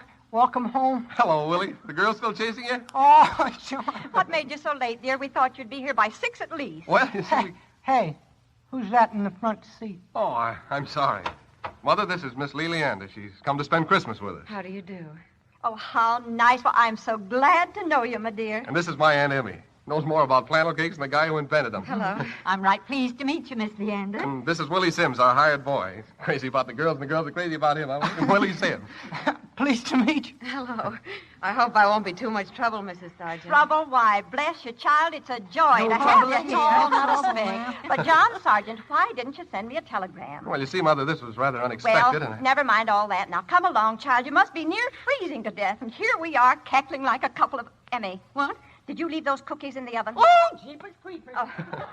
Come along now, everyone. This way, Miss Leander. Thanks. Oh, boy, John. What? Ain't she a peacherino? Who? Oh. All I can say is hot dog. Come on, grab a grip, Willie. I want to thaw out in a hurry.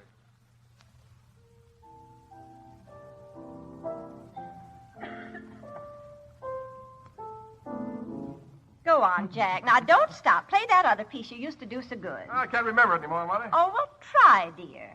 Don't you think he plays nice, Miss Leander? You don't have to answer that, Lee. I had $14 worth of piano lessons once, and they've never forgotten it.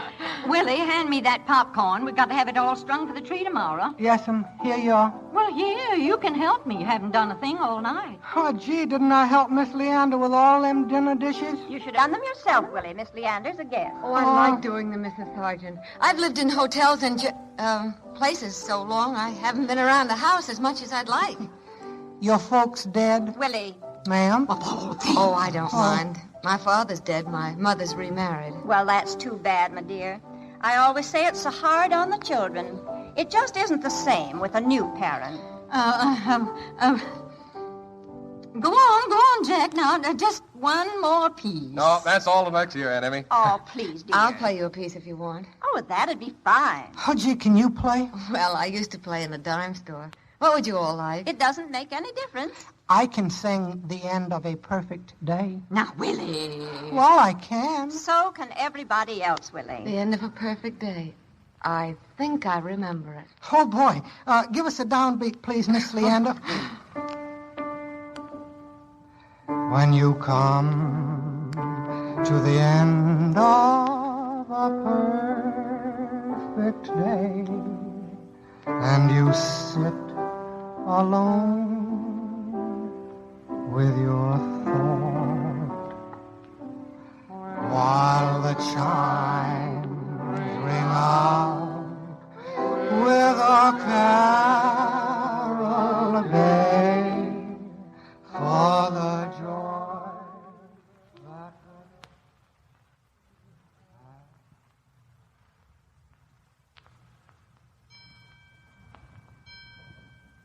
Well, son, time for bed.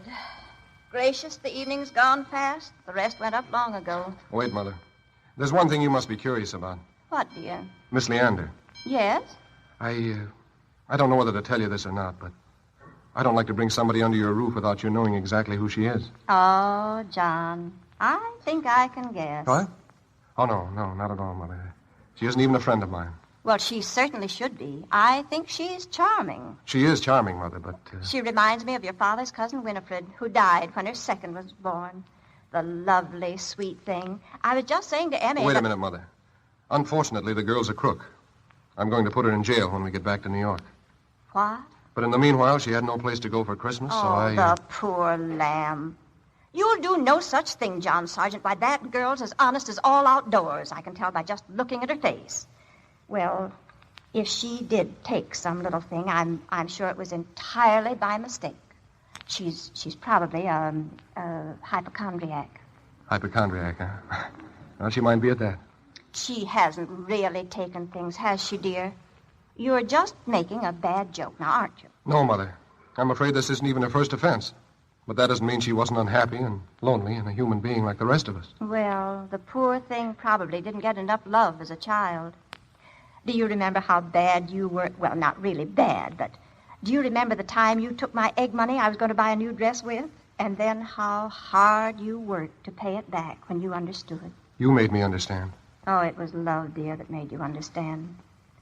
Well, I do hope she enjoys her stay here. Now, we must do everything to make her happy and comfortable and to feel like one of the family. Do you think we ought to lock up the silver? Well, good night, son. Good night, Mother. Merry Christmas. Merry Christmas, dear.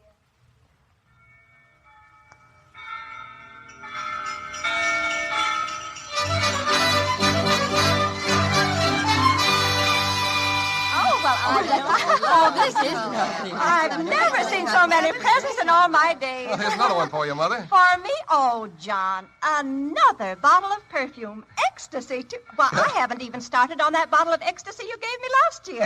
And Aunt Emmy, here's a present for you. Oh. Willie, what have you got there? I don't know yet. Getting her open. What, Jack? Huh? What? Oh, what's this supposed to be? Why, A that's- nightgown, Emmy. Oh, Jack Sargent, you ought to be ashamed of yourself. Gee, you can see right through it. Willie. It's lovely, isn't it? Gee, we've got all our stuff open, and, well, I'm sorry about the present situation, Lee. If we'd only known sooner. Why, John, there's some presents for Miss Leander over there on the sofa. Oh. Why, of course, Jack, you must have forgotten. Oh, well, guess you can always trust Santa Claus. 3 packages, Lee. Here. Merry Christmas. Oh, no. Oh, you shouldn't have gone to all that trouble. Open them up now, dear.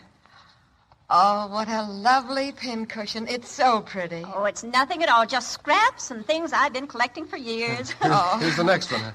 Very Merry Christmas to Miss Leander from Jack's Aunt Emmy. Stockings. Oh, thank you so much. Bed socks. Oh. Not so fancy, but wonderful on a cold night for a spinster lady. Oh, it's awfully sweet of you all. Here's another, Miss Oh, Leander. no, not really. Yeah. Who's that from, Willie? From you, you big dunce. Don't you remember anything? Oh, but I didn't... Gracious sakes, Jack. Oh, perfume. Oh, thank you. Oh, it's nothing, just a bottle of perfume. And ecstasy, too. Yeah, that's right. Oh, you're all much too kind. I don't think I've ever met anyone so thoughtful and so... Oh, nonsense, child. We're so happy to have you and so anxious for you to enjoy your stay. Of course, there isn't much to do here, except tonight we're bobbing for apples, and tomorrow the young folks have a treasure hunt, and Thursday's the charity bazaar. Then we rest up for a day. And the next day is New Year's. That's the big event. And this year we're having a real old-fashioned barn dance like the Hicks were supposed to be. That's all there is. Farmers' wives don't die of boredom anymore. They die of heart failure.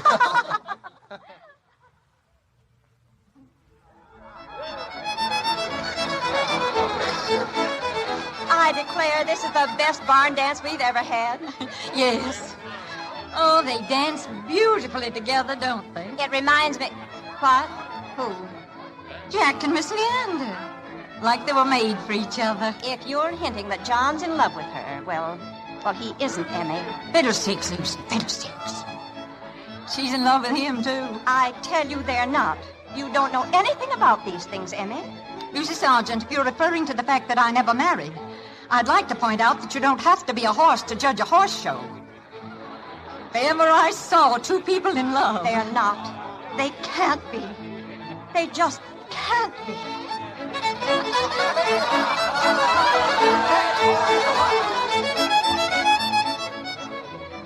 Almost over, isn't it? Yeah, just about. We'll be pulling out for New York in the morning. And the third will be one day nearer. The third? Mm-hmm. Oh, you mean that third? When my case comes up again. I hadn't thought of it. I have. But you've all been so sweet, no matter what happens after we get back. It won't matter so much. I'll have some wonderful memories. So will I. Ladies and gentlemen, I have the honor to wish you all a very happy New Year.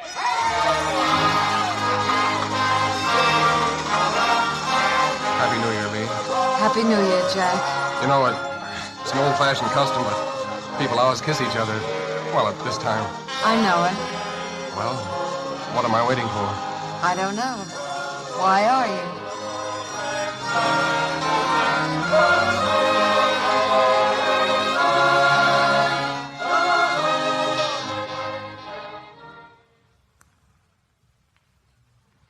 Well, 6 o'clock comes right early, children. You better get your sleep. What time's breakfast, Aunt Emmy? Time for you to leave early. What'll it be, flannel cakes or fried mush? Well, how about it, Lee? Oh, I think we'll ride better on the mush. Fried mush, then. Good night, children. Good night, Aunt Emmy. You sleepy? Not very.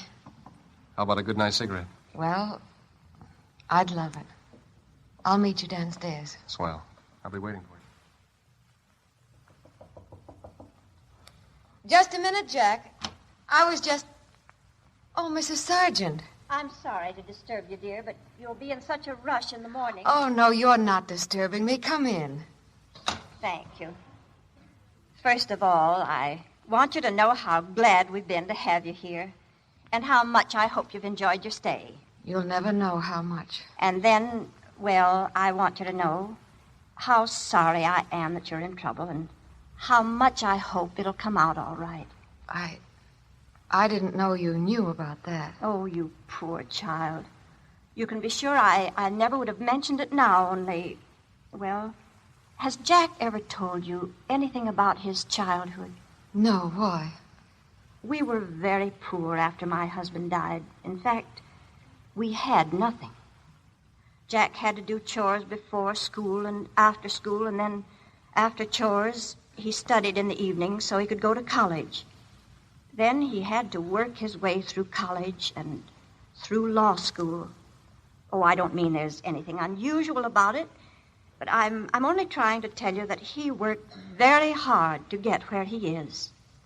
Very, very hard. And, well, he's my son, and I wouldn't want anything or anyone to spoil it for him now. I see. But I don't see why anything should spoil it for him, do you?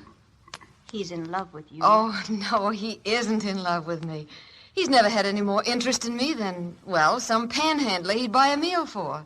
Are you sure? Of course I'm sure. He kissed you tonight. Well, not exactly ugly. Oh, he might have had a little fever for me, but it isn't going any further, and it hasn't been any place either. I see. He's no fool. And even if he was, I wouldn't hurt him or you, Aunt Emmy or Even Willie. Thank you, dear. And good night. But you do love him, don't you? I'm afraid so. I knew you did.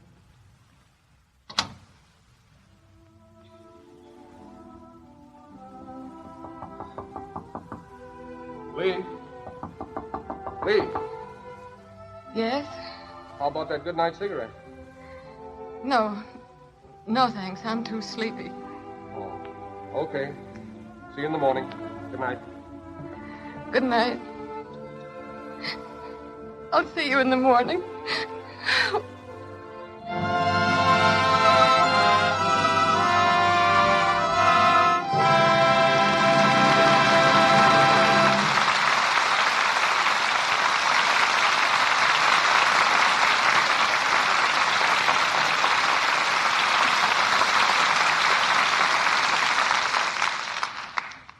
The curtain falls on the second act of Remember the Night with Barbara Stanwyck, Fred MacMurray, Elizabeth Patterson, Beulah Bondi, and Sterling Holloway.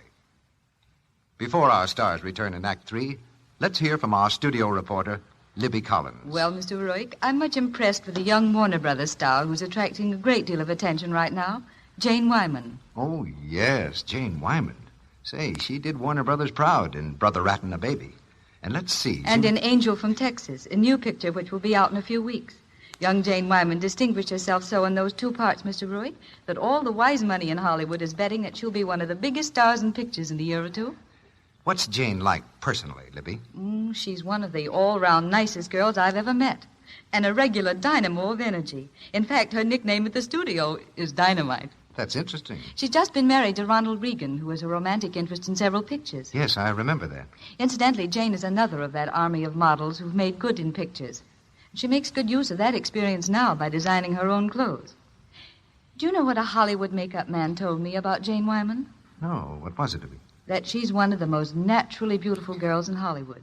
And so I thought what she has to say about complexion beauty ought to be especially interesting. Well, I think you're right about that, Libby. What does she say?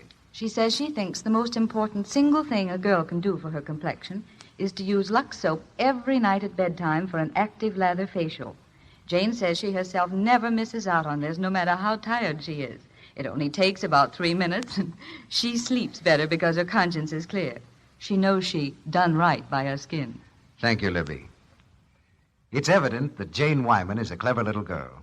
She's not going to risk spoiling her complexion, the good looks that mean so much to her success, through carelessness. Now, what about your complexion? Is it as lovely as it ought to be? You'll find Lux Toilet Soap a wonderful beauty aid. You'll find, if you use it regularly, this soap with active lather really works. Now, perhaps without realizing it, you've been careless about removing stale cosmetics, dust, and dirt. And so your skin is, well, not what it might be. Why don't you make sure of thorough cleansing? Why don't you begin tonight to give your skin the gentle beauty care that Lux Toilet Soap's active lather gives? Take your first active lather facial tonight, and then keep it up for 30 days. See what it can do for you. We pause now for station identification. This is the Columbia Broadcasting System.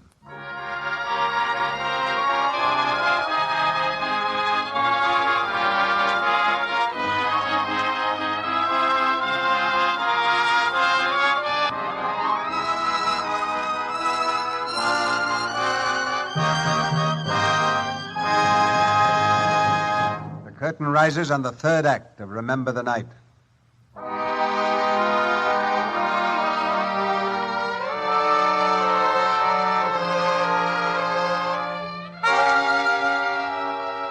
It's early the following morning. In the half-light, just before dawn, Jack and Lee are ready to leave for New York. As they come down the steps of the old house, Mrs. Sargent takes Lee aside. Goodbye, dear. Goodbye, Mrs. Sargent. Remember, there's always a room upstairs for you, and we'll be only too glad to have you. That is, if everything turns out. I mean, of course it will. I know it will. And don't drive too fast, Jack Sargent. If you get tired, just drive into a field someplace and go to sleep. Oh, thanks. Anyway, we're going up through Canada. I've never seen the place. Canada? What are you talking about? Oh, just a different way of getting there. Well, whatever you do, John, take good care of yourself. I will, Mother. Bye, Jack. Goodbye, Aunt Emmy. So long, Willie. Goodbye. Goodbye, dear. Let me hear from you often. I will, Mother. Goodbye. Goodbye, Miss Leanne. Goodbye, Willie. Goodbye, all. Hey, don't forget to write. And don't you forget to chop some wood. Christmas is over. Oh, ain't it the truth? Ain't it the truth?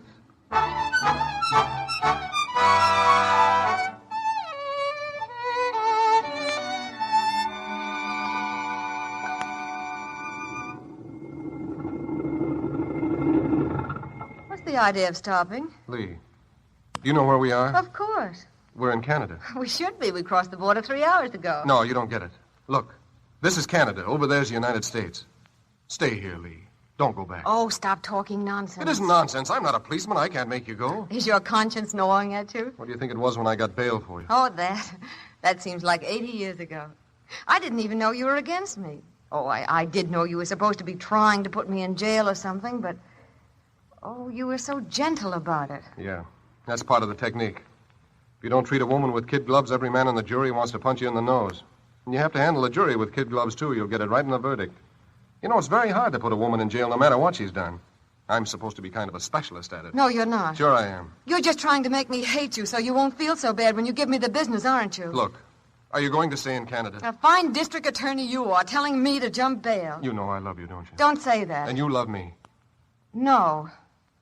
I suppose that's why you've looked at me the way you have, and kissed me the way you did. And why your hand has always found mine, and mine has always found yours whenever they were anywhere near each other. Oh, Jack, don't be a fool.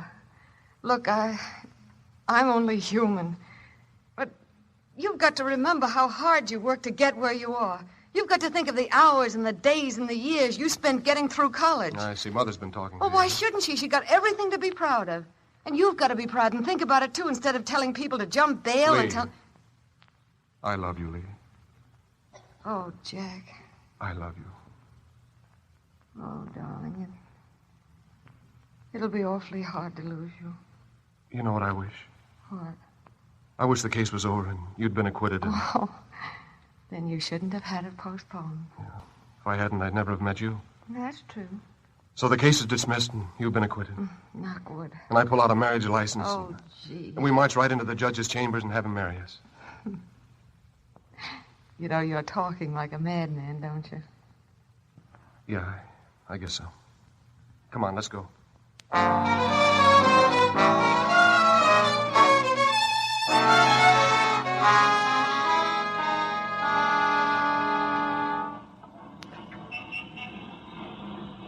Jack, the courtroom's less than a block away. Or don't you care if the jury and the rest of them see you with me? Oh, so I'm not good enough to be seen with you, huh? You don't love me anymore. I never loved you. Were you just toying with Oh, me? shut up. You'll have to develop more courtesy and respect for your future husband, or I shall fall back in strong measures. A woman, a dog, and a hickory tree, the better you beat them, the better they be. Oh, quit it, will you? All right. What? I can't argue with you. Imagine being married to a man who argues for a living. But you know all this isn't right. Can't you see the papers? District attorney marries girl crook. I'd only hurt you, Jack. But you won't be a crook. You'll be acquitted. How do you know? Well, I don't know, but I think you've got a good chance. You wouldn't do anything to make them acquit me, would you? What could I do? I don't know, but you could throw the case Listen, if you... You're being tried by a judge and a jury. It's up to them. They know the facts. They speak for themselves. There's nothing I can do about it, not a thing. I hope there isn't. It would be a fine thing, wouldn't it? Now, don't worry. Everything's going to come out all right. So long, darling. I'll see you in court.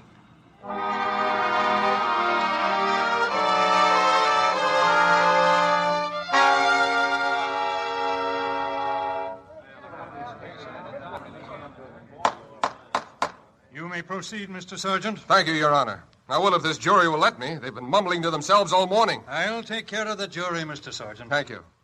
Now, Miss Leander, I believe you have testified that you were hypnotized at the time you left the jewelry store and walked up Fifth Avenue. Didn't you? I... Did you or didn't you? Answer the question, Miss Leander. Well, my lawyer said so. Oh, your lawyer said so. Are we to understand, then, that you and your lawyer do not agree as to exactly what happened? Don't answer that question. Object, if Your Honor, please. Question's entirely improper, and I ask it to be stricken from the record. Sustained. The jury will disregard the question. I was only trying... Your Honor, those jurors are at it again. If they'd listened to the testimony instead of whispering among themselves... Proceed with the case, please. You can't hear yourself think. Well, Miss Leander, were you hypnotized or weren't you? I suppose... We don't want your suppositions. We want to know whether or not you were hypnotized. Yes. Yes, what? I guess I was hypnotized. You guess you were hypnotized. First you suppose you were hypnotized, now you guess you were. Kindly remember you're under oath. Do you know the penalty for perjury? If Your Honor, please, I object. Sustained. Tell me, Miss Leander, just how many times have you been hypnotized by beautiful jewelry? I guess quite a lot of times. Did you hear by any chance Dr. Keimlitz's opinion concerning hypnotism? Well? I'm trying to think. You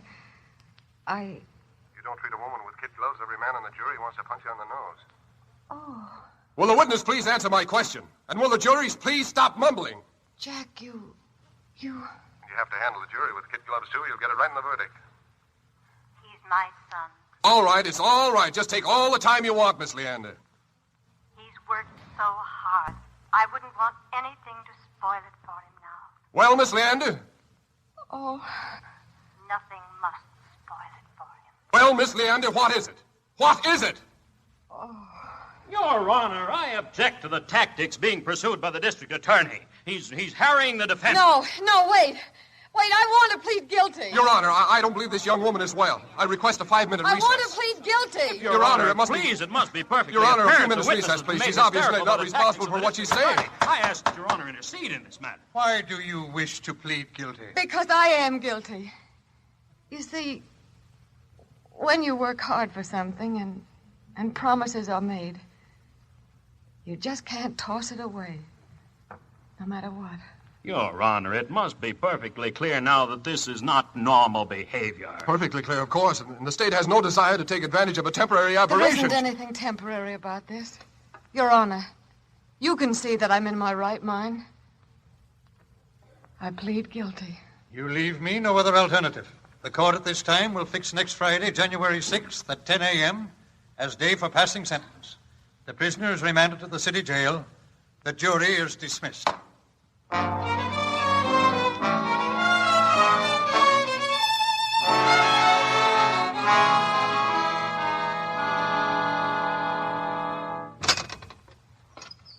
Mr. Sergeant, to see you, Miss Leander. All right. This way, Mr. Sergeant. 10 minutes.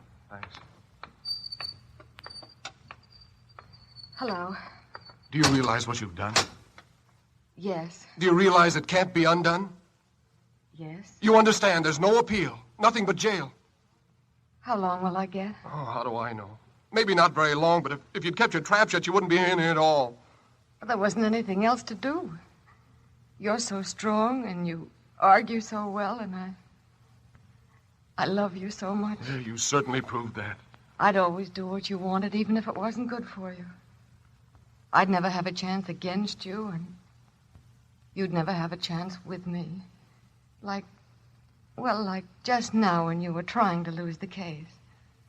Oh, aren't you ashamed? Oh, stop it. Oh, I know what you were trying to do. Save little Jackie's career from the bad woman. Don't you think I'm the best judge of what's good for me and what I want most in this world? No. And while you were making your big gesture, did you stop to think how much you'd be hurting me? Do you think I'll stop loving you just because they lock you up with a bunch of hoodlums and hopheads for the next few years? I'm not much better. Well, you were good enough for me. Will you come and see me sometime? Come and see you. I'm going to send for the judge and marry you right this minute. Oh, no. Thanks, but if you still wanted me afterwards, you'd be a sucker if you did, but if you did, it wouldn't be the same. I'd be all square, and you would have had plenty of time to think things over. I don't have to think. I'll be waiting for you, Lee. No matter how long it is, I'll be waiting. Jack, will you stand beside me and hold my hand when I'm sentenced? You know I will. Then I won't be afraid. It'll be kind of like a marriage at that, won't it? And the other part won't be so bad. Or so long. With your voice always in my ear. Your smile always before my eyes. And the feel of your hand always in mine. Oh, Lee. I love you so. I love you so.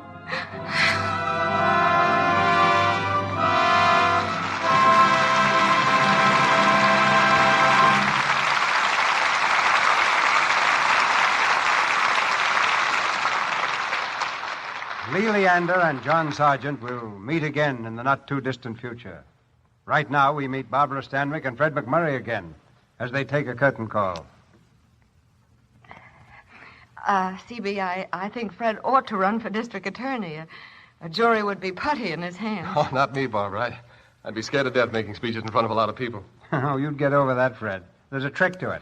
You pick out one person in the audience and talk to him. Forget about the crowd. Oh, that doesn't work, C.B. Oh, you can't be sure until you try. I've tried it. You know, I used to play the saxophone in an orchestra. Well, that's nothing to be ashamed of, Fred. You never heard me play the saxophone. Well, what I was going to tell you was that whenever one of us did a solo, we had to stand up. But I couldn't do it because I was so scared my teeth chattered. You ever played the saxophone with your teeth chattering, C.B.? Fred, I'm ashamed to say I've never played a saxophone. With or without my teeth chattering. Well, somebody told me about that trick of looking at one person and forgetting about the crowd. So one night when my saxophone solo came along, I picked out a girl that was dancing just in front of the orchestra, and I played the saxophone right to her. Did it work? No, she stuck her tongue out at me. Guess she must have been a music lover. Well, seriously, Fred, I enjoyed doing Remember the Night with you both for the screen and here in the Lux Radio Theater this week. And now I want to say just a word about Lux Soap. I think it's a grand complexion care. I wouldn't be surprised if I said something like that before, C.B., but it's still true because I still use Lux Soap just as I have for years. I'll never get tired of hearing you say that, Barbara. What's the play for next week, C.B.? Next Monday night, our play is the great motion picture hit, Love Affair. And our stars will be Irene Dunn and William Powell.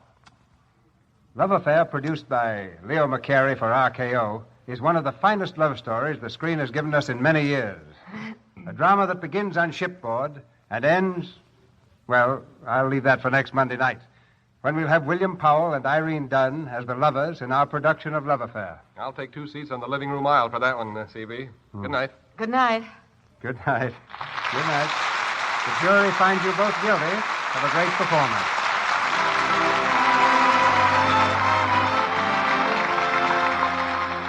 Our sponsors, the makers of Lux Toilet Soap, join me in inviting you to be with us again next Monday night when the Lux Radio Theater presents Irene Dunn and William Powell in Love Affair.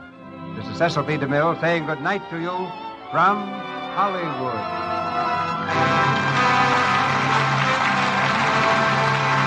Heard in tonight's play were Lou Merrill as O'Leary, Jack Carr as Rufus, John Fee as Judge, Edward Marr as Tom, Wally Mayer as District Attorney, Celeste Rush as Mother, Arthur Q. Bryan as Mike, Walter White as Clerk, Sidney Newman as Cassidy, Ann Lee as Secretary, and Warren Rock as a policeman. Our music was directed by Louis Silvers, and your announcer has been Melville Ruick. This is the Columbia Broadcasting System.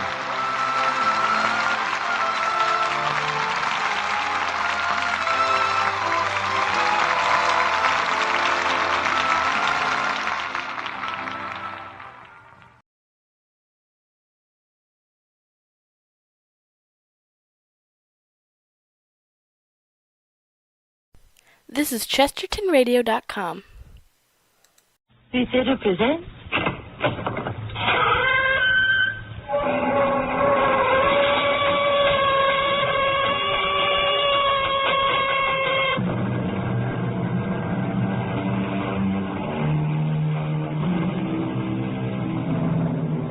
Come in.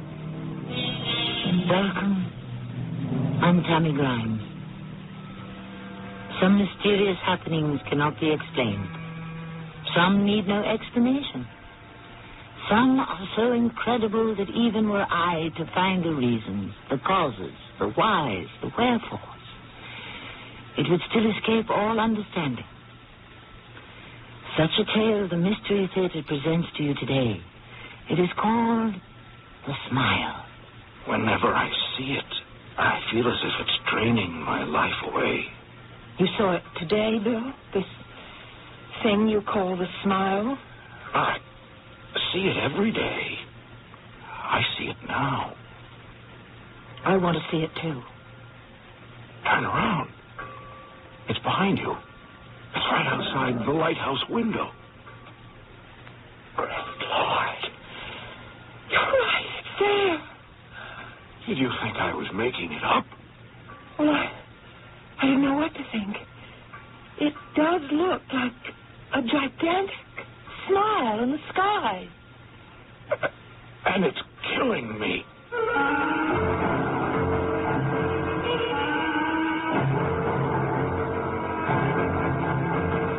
Our mystery drama, The Smile, was written especially for the Mystery Theater by G. Frederick Lewis. It stars Tony Roberts. I shall return shortly with Act One.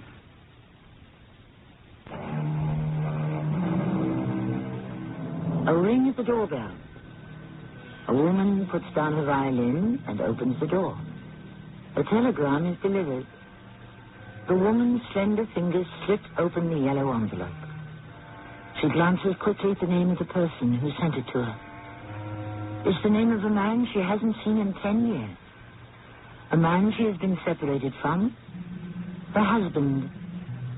She closes the door and returns inside, reading the telegram aloud. My dear Grace, I'm sure you're surprised to hear from me after all this time. I wonder if you are still teaching the violin. I imagine you have not remarried, nor have I. If we couldn't make it together, I don't think we could with anyone else. The woman puts down the telegram as if she can't bear to read further. Tucks her violin under her chin and plays. And then... No. She has to read the rest of the telegram, whether she wants to or not. So we separated because we could no longer live together or needed one another. But Grace, now I do need you. I need your help. I'm not working at all. No writing, nothing. I'm staying with Uncle Wilbur at his place on Chesapeake Bay. Remember, Wilbur, can you come and see me as soon as possible? Grace, I believe I am dying, and only you can save me. Yes, I remembered Uncle Wilbur. Who could forget that crotchety, opinionated old salt, used to having his own way? The same instant obedience he demanded when he was captain of his own ship. I stood on the deck as we crossed the Chesapeake Bay to Wilbur's place. Now a retired sea captain, he tended a lighthouse which kept him near the water and out of trouble. I could see the two of them standing at the point. At least I could make out two figures as the mail and supply cutter brought me closer and closer to an adventure I never thought I'd live through.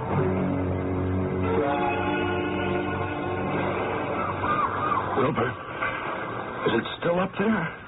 I thought you were looking at the boat bringing Grace out here to the lighthouse. Wilbur, I'm asking you something much more important. Is it still up there? Do you see it up in the sky? Yes, Bill, I can see it. Still there. I thought by now you'd come to terms with the fact that it's always there. It is not your imagination or mine. Sometimes it comes and then it goes away again. I was hoping it would go away today. You wanted Grace to see it. I do, yes. Yes, you're right. That's why I sent for her. I want to talk to her about it. You talk to me about it. Seems to me we talk a lot about it. Why doesn't it let me alone? Why me? I see it too, Bill. I know you do, Uncle Wilbur. I know, but it isn't doing to you what it does to me. To you, it might be just another strange-shaped cloud in the sky. It doesn't affect you the way it affects me. That's true. Well, let's get down to the dock. I think the boat Grace is on is about to pull in. It's killing me, Wilbur. It's draining the life out of me. Whenever it appears, wherever we are, I feel weaker. I know, Bill, I know. We'll just have a long talk about it with Grace. Let's go down now and help him tie up the cutter. Of course, at the time, I didn't say one word. But I can tell you now I was shocked.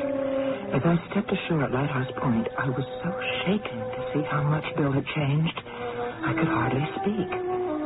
He was no longer a young man of 40. His hair had turned snow white. He looked 70. He took my suitcase and the cutter cast off. And an hour later, I was alone with Bill, sitting in the lighthouse kitchen, just the two of us, having sandwiches and coffee. Grace, you look marvelous. I'd quite forgotten what a beautiful girl I was once married to. Well, actually, Bill, we're still legally married. But I'll take it as a compliment just the same. You make these sandwiches? I'm afraid not. That's Uncle Wilbur's department. And what's your department in this lighthouse keeping? I'm not doing much of anything, I'm afraid. Sort of, I don't know, I guess you might say I've gone to pieces, as it were. Well, that's hard for me to believe. A man like you, always in the middle of things. And you were always off covering a war or a peace conference. Are you doing much writing now? I'm not doing any. My last assignment that I can remember, well, for the syndicate was, that's funny, I can't remember. You can't remember? Was it that long ago? No, not at all. It's just that it just slipped my mind, that's all.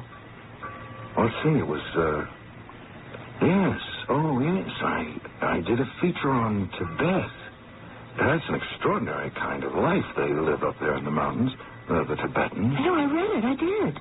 That was a wonderful story, Bill. And you lived up there with them in the Himalayas? Oh, yes, I did. For how long? Yes, I did. I said, for how long, Bill? How long did you live in Tibet? What? Bill? Are you listening to what I'm saying? You keep looking out the window. Is there something out there? No, not there. Not yet, Grace. What do you mean, not yet? I asked you how long you spent gathering that material in Tibet. Time passed as it never passed before. I can't say how long, Grace. And that was the last piece of writing you've done? Yes, that was it. But that was over a year ago. What have you been doing since? I guess you could say I've been running. Running? Running away? No. Running for my life. Bill, are you being serious? Why do you think I asked you up here to the lighthouse? I've never been more serious in my life. Listen to me. We were married for 10 years, and some of them were good years. And we separated. In fact, we've lived apart as many years as we've been married. Now tell me, what is it you're running from? You won't laugh when I tell you. It's the smile. At least, that's what I call it. That's what it looks like. All right. I'll go along with that. This smile that you've been running away from. What does it look like? Well, I can't quite describe it because so much feeling goes with what I see. When I see it, Grace, believe me, it is actually as if I am looking into a giant face that is smiling. Only I can't see the rest of the face. I can't see the eyes or the nose. All I see is the smile. And when did you first see it? I'm not sure exactly when. As I said, I was in a place where time expands and contracts in an unusual way. You said you were in Tibet? Yes. So I can't tell you when, but I know exactly where. I had just left the monastery, the one on the highest peak in the Himalayas, a place that is always in the clouds. The sun, the moon, the day, the night has never appeared there. Only the intensity of the light varies. The people go around like people under glass, like people moving in milk. I think that's why they always wear such bright clothing. You were telling me when you first saw the smile. I had an interview with the high priest, and I walked out the door of a stone chapel up a little rise, and I looked up.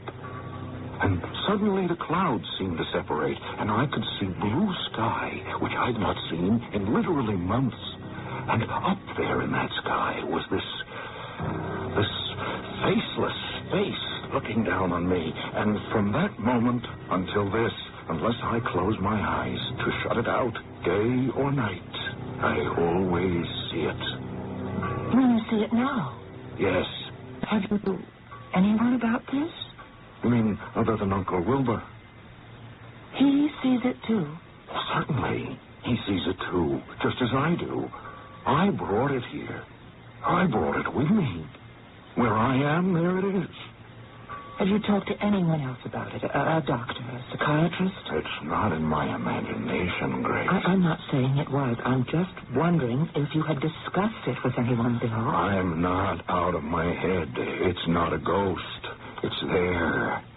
But it's what the smile is doing to me that frightens me so terribly. Well, I should think so. You still think it's something I'm haunted with. It's more than that. It's killing me, Grace. That's why I need you. I need someone I can trust, someone who once loved me, who will believe what I say when I say it's killing me. I try to look away, Grace. It draws me to it. It's draining my life from me. Have you seen it today? I see it every day. I mean, I know it's there. Could you see it right now? Matter of fact, I do. Right outside the window behind you. Bill, I'm going to turn around. I want to see it, too. Go ahead. It's clearly visible. It's up there. I'd say about 1,000 feet overhead. Lord in heaven. You're right. Did you think I was making it up? I didn't know what to think. It does look like a smile, but it's strange. It's like a shadow without substance behind it. It doesn't affect you? You're sure? No, not at all. Is it always in the same spot? It never is. What do you mean, does it affect me?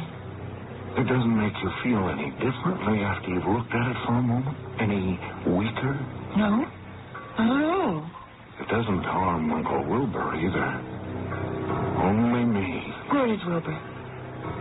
Oh, I expect he's outside somewhere. This isn't much of an island. You can walk around it in no time at all. It's only here for the lighthouse, so he won't have gone far.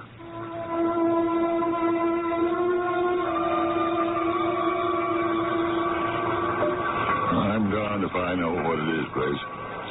Bothers the heck out of Bill. Wish it wouldn't. Some natural phenomenon. That's all I can think.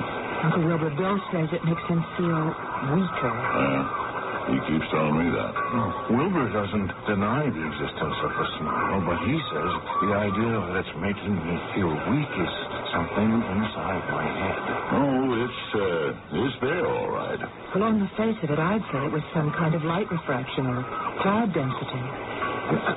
I don't know why it disturbs Bill as much as it does. But if it's all right with you, Uncle, I'd like to stay on here a few days and see if there's anything that can be done about it. My dear Grace, I don't know whether Bill has told you or not, but it was my idea. I suggested he send you that telegram. I've always thought you were a sensible person, and we all need your help.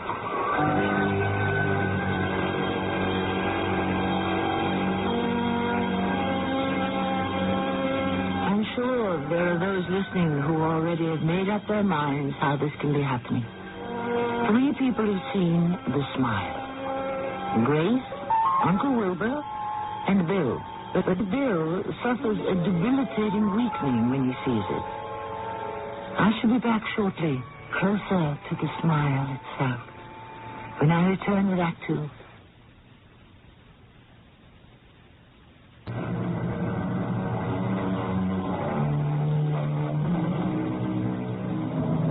Grace Fenchurch, a music teacher, has been separated from her husband Bill for 10 years. He is a writer, or was, until an assignment took him to Tibet. An assignment from which he apparently never recovered. It affected his mind, aged him, turned his hair white, and ever since he's been haunted by a shape that clouds his days. Something that appears near him that he calls the smile. He has retreated from the world to his Uncle Wilbur's lighthouse on Chesapeake Bay. And it is there that this strange story unfolds. Uncle Wilbur, I have the feeling that you're not very sympathetic to what's troubling Bill. That's not so. I'm just sick and tired of seeing the darn thing around. Bill, did you tell her about our 3 weeks off? No, I haven't. Grace, I'll tell you. You know, they give us lighthouse keepers 30 days off a year. And someone else is rotated to your spot. So with this smile thing, Bill and I thought, okay, we'll give it a run for its money. See if it really followed him all the way from Tibet. See if it's really dogging his steps. Well, we took 1 week up in the mountains, cabin of a friend of mine. We went on hikes, went fishing, and sure enough, we hadn't been there but 3 days. They found us. The smile. It spread across the roof of our cabin. And then we took a week at the shore. It found us there, but where it really hurt, where I realized it was out to kill me. Now, just wait a minute, Bill. Uncle, let him tell it. Where it really got to move was the week we spent in the city. We saw some shows, visited with some friends of Wilbur's old Navy days. Buddies I hadn't seen in years. I began to loosen up. It was great for me. I started getting ideas for stories and articles. Bill thought this apparition had finally left him. Well, on next to last night, we stopped off at a bar on the way back to the hotel. It was the darndest place. The bar had no ceiling. The walls, they went straight up into the sky. You know that glow that hangs over a city at night? There was that. And right there over my head, grinning down at me, there it was. The smile. I had a hard time getting him back to the hotel, but I did. People thought he'd had just one too many. So even when the both of you got away from the bay and the lighthouse, it wouldn't let you be? No, it's never left me since. I try not looking at it. Sometimes I make believe it's not there, and I feel free. But when it leaves those rocks, where I think it lives way offshore, and starts coming this way, I know it's lying in wait for me, and it won't stop smiling until I'm dead. Bill, you said something a moment ago about it comes from the rocks. I'd say for the past 2 months, that's where it seems to come from. And could you find it? At 5 or 6 in the morning, just about daybreak, it leaves the rocks that are just at the edge of the horizon. Can you show me from where we're standing? Oh, you see those rocks that jut out just where the sun's going down? Yes. From there, no larger than a small black curve on the water. Seems to lie there on those rocks, and then as the sun comes up, it starts towards me. We went fishing one morning real early. Came chasing after our boat like some giant kite. Chased us. Good. Then we'll chase after it. What? Tomorrow morning, while it's still dark, we'll take ourselves across the bay, right out there to where you say this smile of yours starts from. Oh, Uncle, you've got a boat, haven't you? Sure I have. Great little sailboat. Use it all the time. Well, that's fine. Then tomorrow morning. Agreed? Why not? I'm game. See that mackerel sky? That means good sailing weather tomorrow. We'll take ourselves smile hunting.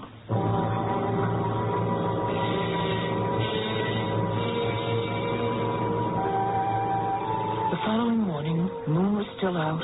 The bay was calm. Wilbur told me we had over 2 hours before sunrise.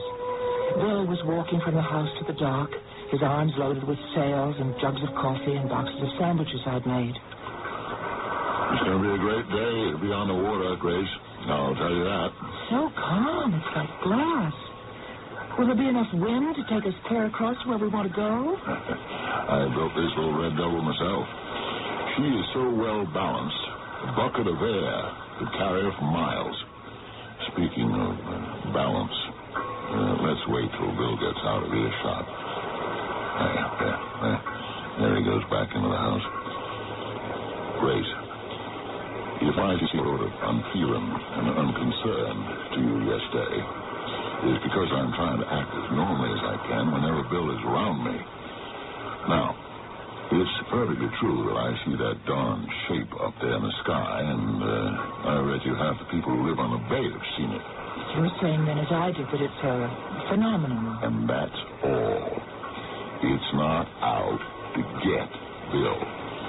I don't know why he believes it's his own personal devil, out to bewitch him, drain his life away, as he says. When frankly, he's doing all this bewitching to himself. Okay, he's coming out the door. No, he's got to go around the back door to lock up. Anyway, that's why when you said, let's take the boat out and head for those rocks and see the darn smile before it gets up in the morning, I could have shouted for joy. But I had to act cool, as if, well, why not? Let's see. I didn't know what else to do. Bill is a young man. He's only 40. And he looks so old and tired. It just hurts me to see him like this. Mind is a curious thing, right? I think it can influence us any way we want to go, from total sanity all the way in the opposite direction. And it's been known to even stop a heart. I'm worried because supposing Bill has the will to die, this phenomenon, which we both see, you too, is he using that to kill himself without knowing it? We hoisted sail. Bill at the tiller steering, I stayed amidships, and Uncle Wilbur handled the sails. We headed straight for those rocks. The smile hadn't yet put in an appearance, but then neither had the... The lighthouse got further away, and a pinkish glow started to come up over the horizon. Keep her nose even with the highest rock, Bill. The one that's getting just a touch of sun on it. Grace, any particular ideas what you want to see when we get there? Well, is that just a large pile of rocks? Has anyone ever been over there? Are there caves, or is it an island? You just really can't tell looking through these binoculars. Yeah. I was checking all my harbor charts last night, and I hate to confess this to you two landlubbers, but I could not locate those rocks. The nearest marker is buoy number 9, which we'll probably see if we sail around it. Bill, steady with that tiller. I'll ease off on the sail. Well, then let's do that, then. Let's sail right around it. If it's an island or a pile of rocks or whatever it is. Well, we'll do the best we can. We'll just take it slow and easy and try to keep from running aground. Grace, there's something pulling at the tiller. It's pulling it out of my hands. Does it feel like we fouled up, Bill, on a line or an underwater cable?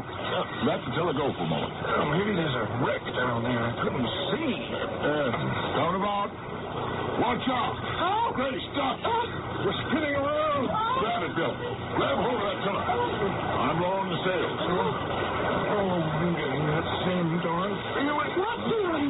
I get when I see the smiles. Bill, for heaven's sake, will you hold on the tiller? Keep it steady.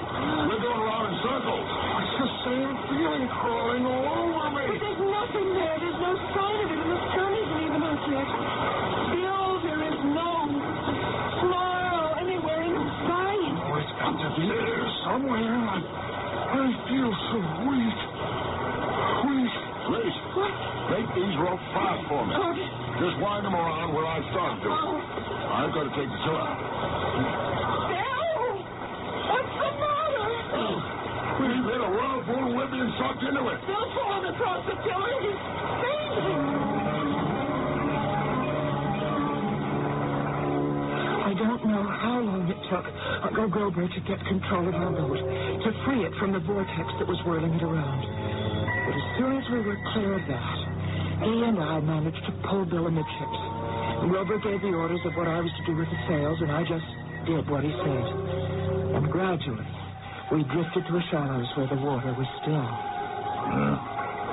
Trouble is, we're not moving. Wind side down. I've dropped the anchor so we won't drift too far. How's our boy, Grace? I just keep wetting my handkerchief and putting it on his forehead. How's he breathing? He's taking his very deep breaths as if he's in a strange kind of sleep. His eyes are tight shut. Grace, somehow we've got to get this boat moving and get down along the coast as fast as we can to a hospital. There's no wind. Well, if we can't use the sails, we'll use our arms. Stowed on the floorboards are 2 pairs of oars. You help yourself to one and put them in the oarlocks. You know how to row, don't you? Of course I do. Good. I'll take this pair and do the same. We'll start due east. Take your pace from me. We're going to head for that buoy. Can you see it? That's due east. About 200 yards across the bow. The blackberry had number 9 painted on it.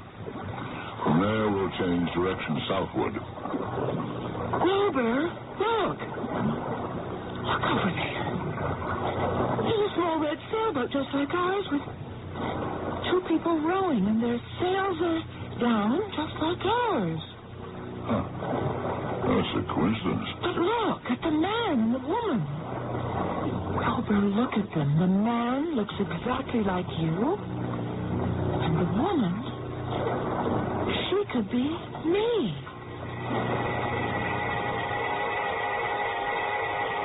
It's a fascinating concept that somewhere in this world there exist duplicates of ourselves. Taking this one step further, which one of the identical 2 pays for the other's sins or crimes, or reaps the rewards? Who are those rowing in an identical red sailboat? Is there an identical man lying in a dead faint in the bottom of the other boat as well?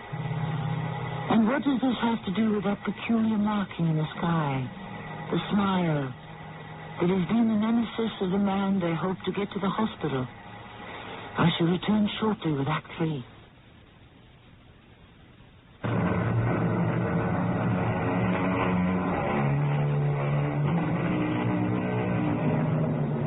A man and a woman are rowing a becalmed sailboat as quickly as they can, because in the center of that boat lies another man with white hair, a man in danger of losing his life. This man is Bill Fenchurch, who has been pursued since he left Tibet by a form in the sky he calls the Smile. Bill is certain, positive, that this smile is draining away his life. Whether imaginary or not, the 2 at the oars do believe his life is in their hands. Watch it, Grace. Careful as you row. Not only because something might hit us below the waterline, but in this half-morning light, distances are deceiving. Yes, but what about that red boat being rowed by people who look just like us? Possibly.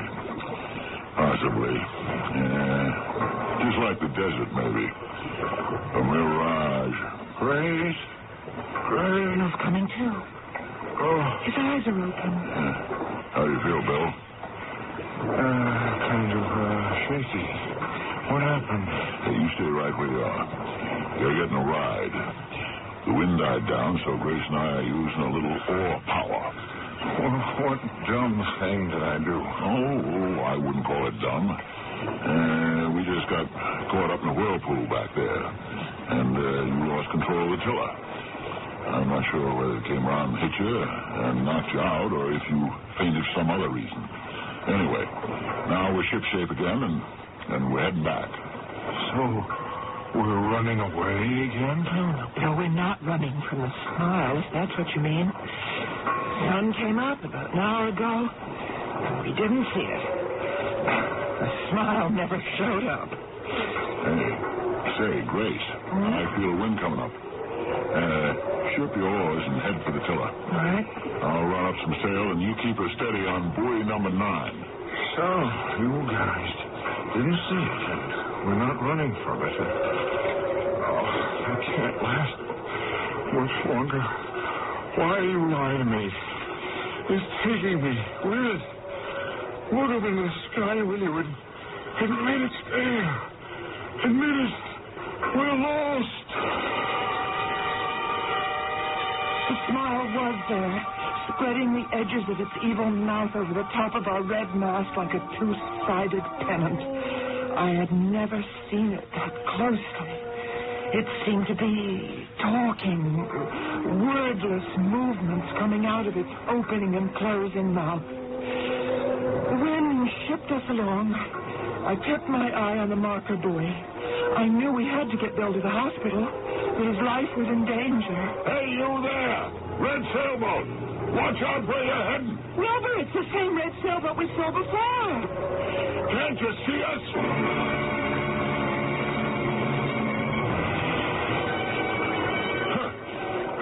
In all my years on the water, I've never seen anything like it. They act as if they own the bay. Come charging across our bow like that. Say, Grace, if you hadn't hung on to that tiller, they would have cut us in half. It's just pure dumb luck. I didn't know what I was doing. I was so mesmerized by the fact that it was the same red sailboat we'd seen before. They didn't care. They absolutely didn't. And you know what I think? I don't think they even saw us. But there's 3 people on board. You did notice them, too. No, I can't say I did. I'd have recognized any of them. I would have reported them. 2 men and a woman at the tiller. I could see it all so clearly.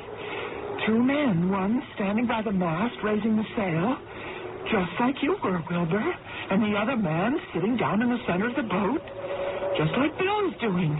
And the woman at the helm, she had on the same T-shirt that I'm wearing, identical, blue with red stripes. Are you sure? You saw all that in that instant? And the man sitting down amidships had the same white hair that Bill has. Well, what do you make of it? Well, I sure don't know.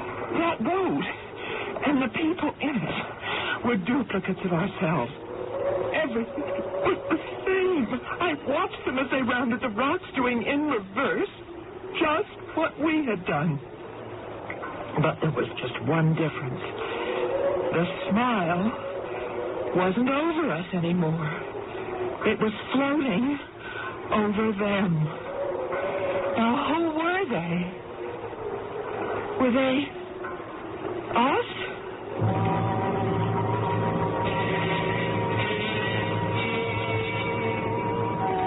I don't know how long it took. It seemed hours. But we made it down the coast, pulled into a town dock, and Uncle Wilbur and I, somehow between us, got Bill to the hospital. We waited. They'd taken him immediately to intensive care. And finally, a doctor came out and took us into an office. Which one of you is related to William Fenchurch? I am, Doctor. I'm Grace Fenchurch. Is he all right? Are you his wife or his sister? Well, actually, I'm his ex-wife. Not even that. We separated 10 years ago. We each went our own way, but we're still legally married. Then it's to you, Mrs. Fenchurch, that I must offer my condolences. Oh, no. Oh, no. There was nothing we could do, believe me. The entire emergency staff did everything humanly possible. I'm still trying to piece together what could have caused Mr. Fenchurch's death. But tell me, how did it happen? He was barely alive when you brought him in, and, well, his heart simply gave out. There was no way of reviving him. How old a man was he? Bill is was just 40. Did you say 40? You mean he was only 40 years old? Yes, 40. Responded like a man who'd undergone shock or some complete trauma. I'm sorry, Mrs. Fenchurch. There's no point in your remaining here now. If you and Mr. Wilbur would care to return tomorrow, we should have much more information.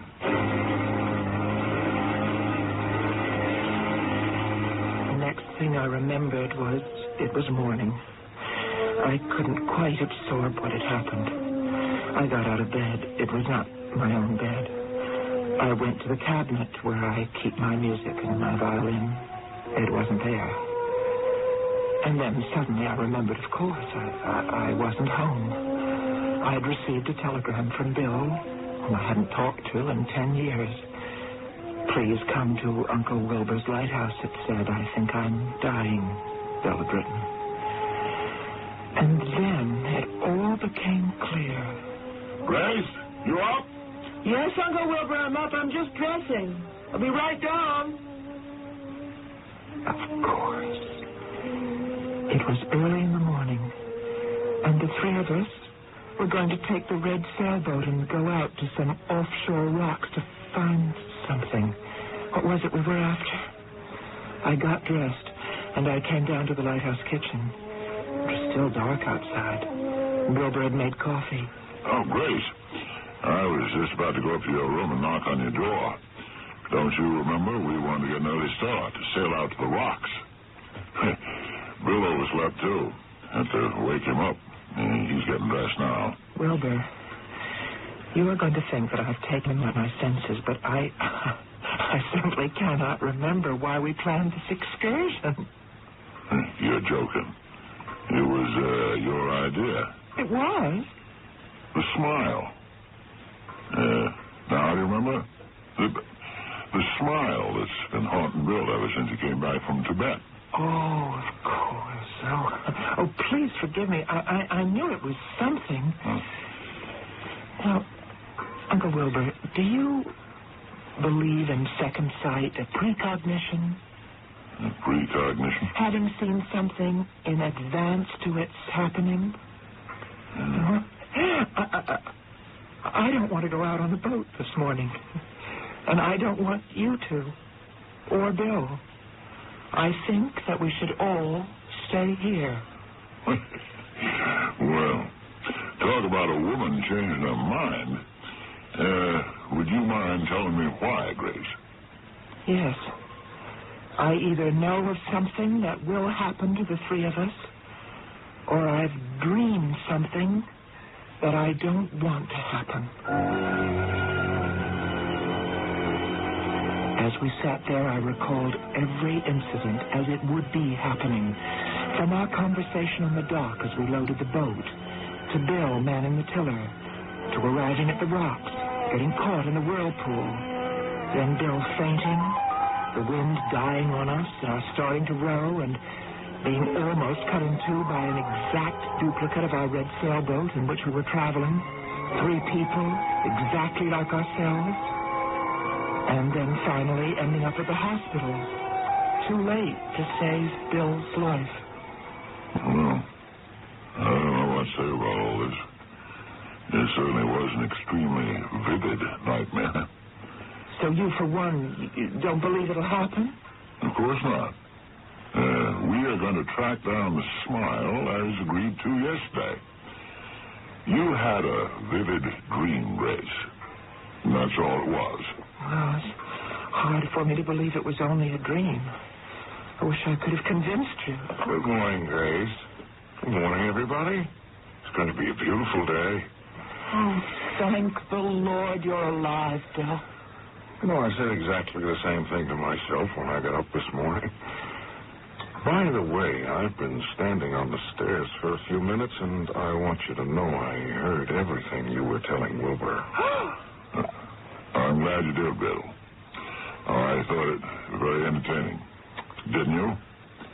The way Grace told it, one could almost believe it. You can believe it, Wilbur, because I had the same dream. If it was a dream. I want to show you both something. Now, Wilbur, to your knowledge, I haven't been out in the skiff since we painted it, have I? You mean since we painted it red? No, we haven't. I'm not sure it's completely dry this morning, but we'll see. When you called me and woke me up this morning, there was red paint on my sheets.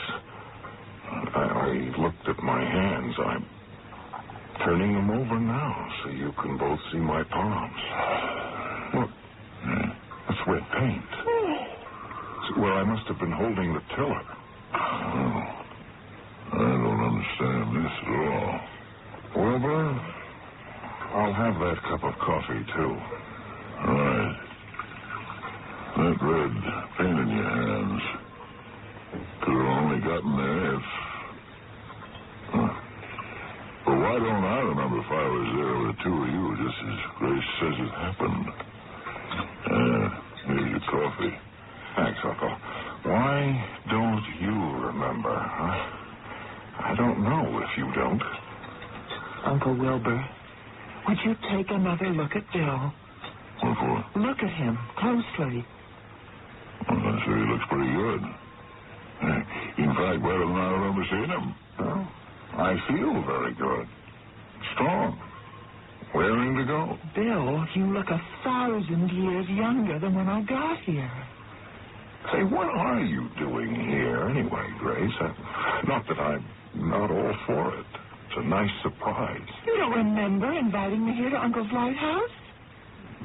Yes, I do, sort of. Or do I? Bill, this dream, or whatever it is that we lived through, you and I, very close to the end of it, an identical little red sailboat crossed ours and took with it what you used to say had been haunting you. Oh, yes, the smile in the sky. I wonder why that upset me so much then. And in that other duplicate red boat were 3 people. Duplicates of me and of Wilbur and of you. The old you. The old Bill who was sick and who needed me was in that other red sailboat which disappeared and which we never saw again. And why it existed, I don't understand. But what I do know is that you are here and very much alive. And your eyes are sparkling. And you look very distinguished. A young man with white hair. Thank you. In fact, I'd say you are the Bill Fenchurch I remember when you and I were first married. Well, yeah, he does. Looks like a man with a new lease on life. I feel that way. I sort of feel like life is something to smile about. I think it's pretty safe to say that what we've just heard is not an identical dream as dreamt by 2 people. I'd say that it did happen. And somehow everyone concerned was given a second chance. And as for that mysterious, fateful entity that appeared as a smile, that sort of worries me. Before ringing down the mystery theater curtain, I'd like to say just this. There is somewhere in the world there is such a cloud casting its shadow as the smile, that it's smiling at someone else, not you or me. I shall return shortly. When I was a kid, Thanksgiving dinner was fun. All our relatives would come with part of the dinner. Mom cooked the turkey. Someone else would bring a vegetable, salad, or dessert. And Aunt Helen, well, she was my favorite relative. She always brought the Whitman sampler. Everything in that sampler was delicious. And you know, my favorite chocolates back then. For almost 2 centuries, Americans have enjoyed the valuable privileges of freedom. Now, freedom needs each American to dedicate himself to its preservation. We must not allow our liberties to be endangered by neglect of our duties as citizens. During this year of rededication, Join with your fellow Americans in reaffirming the principles on which this country is founded and the safeguarding of those principles. Make it your business to see that federal, state, and local governments are conducted honestly. Help to maintain the good morale of your sons and daughters in the armed forces. Learn the facts about all candidates and issues. Then vote for the one you believe in. Make the most of every minute on your job. Produce as much as you can, and thus increase our military and economic strength. Work for better schools and a better community. Guard your American heritage of freedom. It needs you. This is Chesterton Radio, your home for podcasts of works by G.K. Chesterton, plus drama, comedy, mystery, science fiction, big bands, and much more. The soundtrack to your Chesterton day at chestertonradio.com.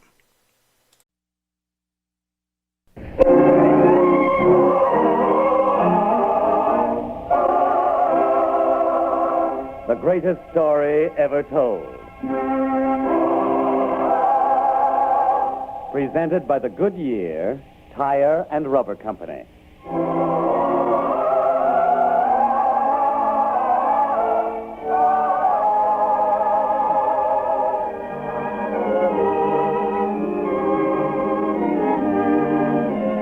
This afternoon we present A Cup of Cold Water, a drama inspired by a teaching set forth in the 10th chapter of the Gospel according to St. Matthew.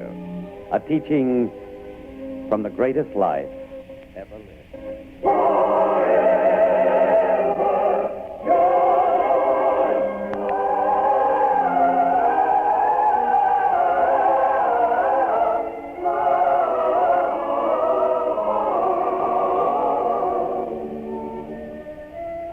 The town of Jezreel in Galilee is bathed now in the purpling shadows of evening.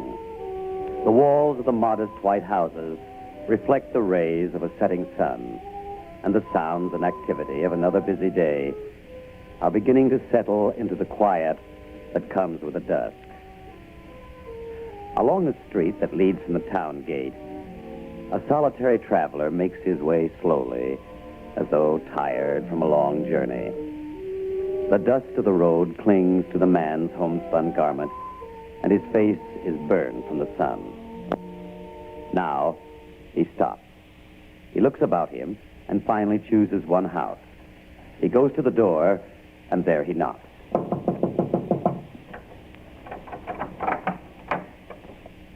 Yes. Do you seek someone in this house, stranger? Friend, I would ask you to do me a kindness. I have come a far distance this day, and I am tired and thirsty. Would you take in a weary traveler and give him a place to rest, some water to drink? Well, you seem like a decent, honest man. Yes, come in, come in. Thank you, friend. Sit here on this stool. I shall get you some water with which to wash. Simon, who is it? What do they... Oh. Peace to you, good woman, and to this house. Thank you, sir. Lois, this stranger is dusty and tired from a long journey. Come, we shall get some water for him. Come, Lois. Thank you, friend. Simon, there will scarcely be enough food for the two of us. How could you invite a stranger? He knocked, and he asked to rest. And we must help him, Lois. Besides, there is something about that man. He looks no different from other men. Except perhaps the gentle way he has about him. No, it's more than that. I know that man. You called him a stranger? I know. I can't tell you his name. I can't even say that I know him at all. And yet there is something familiar about him. It's an odd way to talk. Either you know someone or you don't. Well, I must have seen him before, somewhere, someplace. Well, perhaps it'll come to me before the evening is over. In the meantime, we must get water for him to wash with, and we must share our meal with him.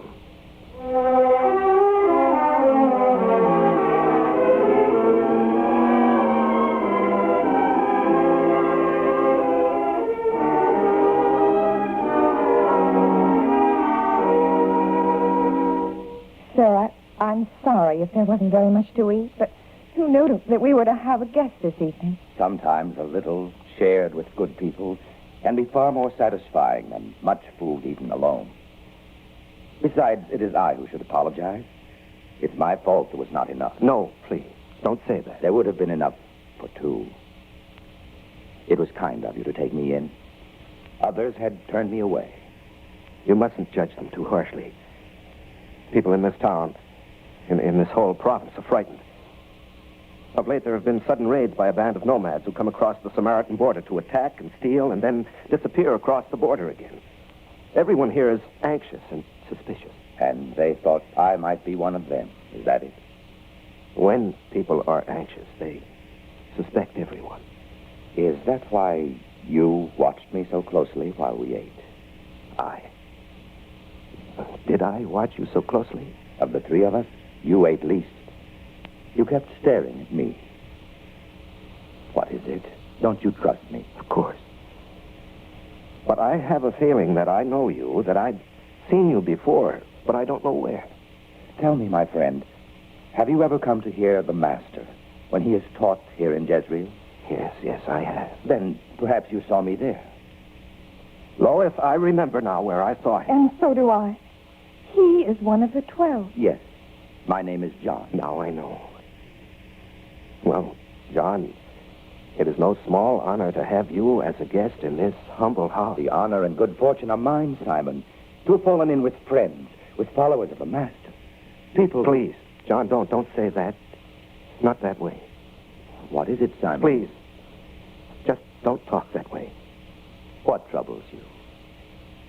Well, mind you, I have nothing against the Master, nor do I say his teachings are not good. But as to being a follower of his, well, that's quite another matter. If my presence here troubles you in any way... Oh, there's no need to leave, John. But neither is there any need to make a point of this with others. We shall keep this quiet, shall we? You seem so frightened at the door. A knock like that, it's not the knock of a friend. We had better answer it, Simon. Yes, I'll answer it.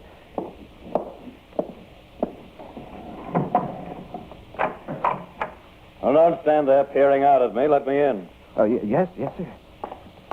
Well, let me see. Let me have a look around. Well, sir, there's nothing here to interest a Roman centurion. We're simple, honest people. Be quiet. Yes, sir. You're the man who owns this house? This is your wife? Yes. But this man, who is he? You, stand up. Yes, sir. Haven't seen you around these parts before. Have I? I don't know. I want no evasive answers. I have been here before, but whether you've seen me, I don't know. Oh, a word splitter. One of those annoying people of whom there seem to be so many in this cursed land. Well, I won't have it. I want answers, direct, to the point. You understand? You have only to ask. See here, I might take you with me just because of your sheer insolence. We Romans don't indulge insolence, you know. Please, sir. Please, we want no trouble here. There's nothing wrong here. I am no follower of the Master, nor is my wife. We're simple people and willing to obey all the laws. What any Roman officer commands, we do.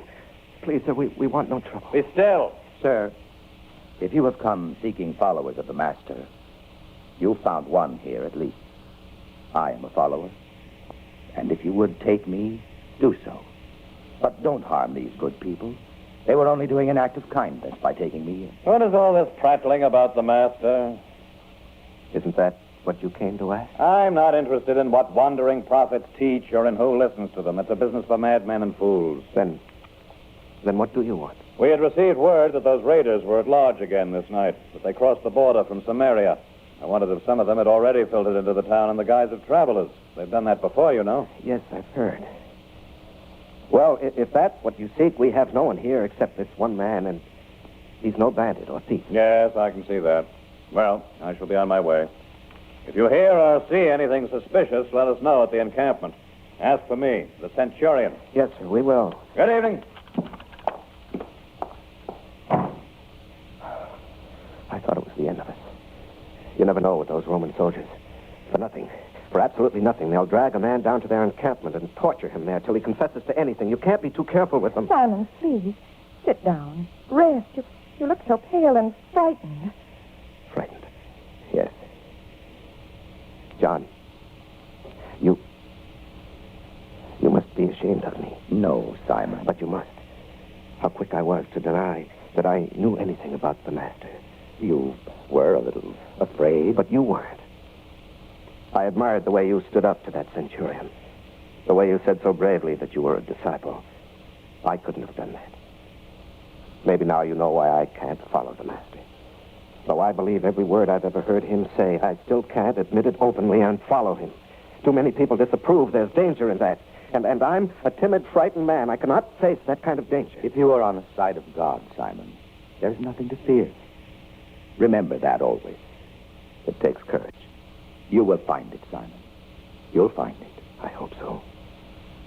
Now, you've been kind enough to me, both of you.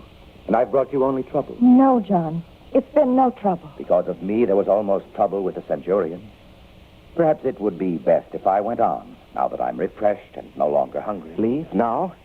After what the centurion said about the bandits being at large this night? It was only a rumor. And if it turns out to be true? What have I that anyone can steal? Well, these bandits are merciless. They've been known to kill people precisely because they had nothing to steal. As if it were the victim's fault that he was poor. No, you must not leave here, not this night. You want me to sleep here? We can make you a bed of straw in the kitchen. Surely it will be better than sleeping out in the open. Please, stay the night here. If you would feel better, I shall stay. Oh, good. Good.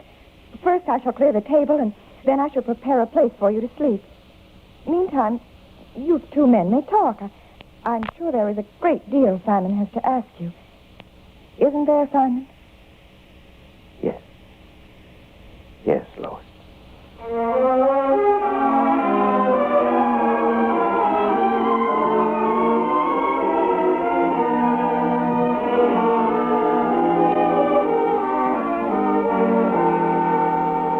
And then, John, you must tell me what happened after that.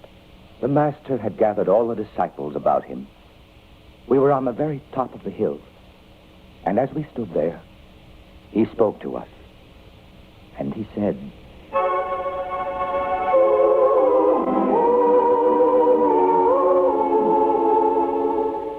Blessed are the merciful, for they shall obtain mercy.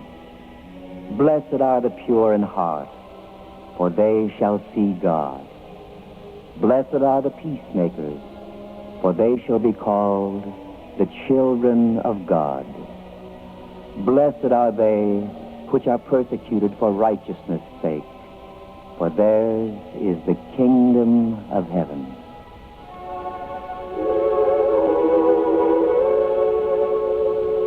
Oh, such words. And John, what a wonderful thing for those who have the courage to follow them. Simon, you would have the courage. No, John. You have seen the little courage that I have. It's been the bane of my life. I have not the courage to say what I think or to do what I want to do. Such teachings of kindness and love take more courage than I have. One day, you will be with us, Simon. I can tell you now I'm not worthy. The master himself spoke of being persecuted and...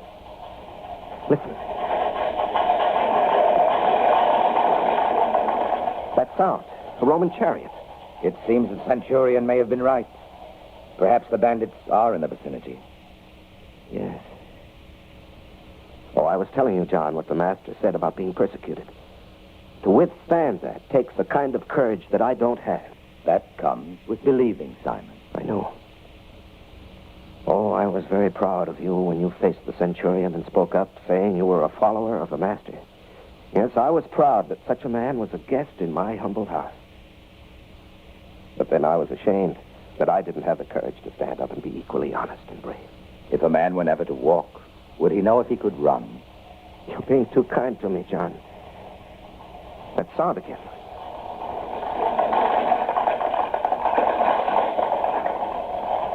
The Romans seem to be out in force. Yes. The bandits must be in the vicinity tonight, and the Romans are out in force. What a pity. Well, surely you can't mean it would be a pity if they were caught. Can you, John? It's a pity that blood will be shed this night. Bandit blood? Roman blood? Human blood, in any case. Simon, would you give me a moment that I might pray? Pray? What for? For the bandits and the Romans. Yes, John. shall be quiet. So you may pray.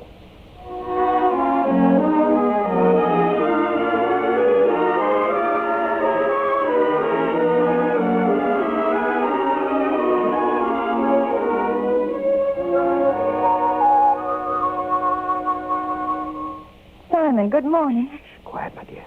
Our visitor hasn't awakened yet. I heard no sound from the kitchen. Poor man. He must have been very tired. He told me he walked all the way from Nazareth yesterday. Then no wonder he's tired. Yes, we shall let him sleep. What a good, kind man he is, Lois. Last night he prayed for the Romans and the bandits. He did that? Yes. And when he had finished, he said, God is good. May justice be done without blood being shed. You know, Simon, I was thinking last night that in a way you're like him. Me? Oh, no. No, I have neither his gentleness nor his courage. But you would like to have, wouldn't you? Listen, everybody, did you hear the news? Who is that who calls that way, Simon? I don't know. But if he keeps shouting, he'll wake John, and the poor man needs sleep. I'll quiet that fellow. Listen, everybody, they've caught them. Yes, they've got them. Be quiet, Daniel. You're rousing everyone. What's the matter? Won't it be a relief to you that they finally caught those bandits? Oh, they have? That's the word I got from the sentry at the town gate. He said that all night the Romans kept pouring out of the town. He's sure they finally rounded up those raiders.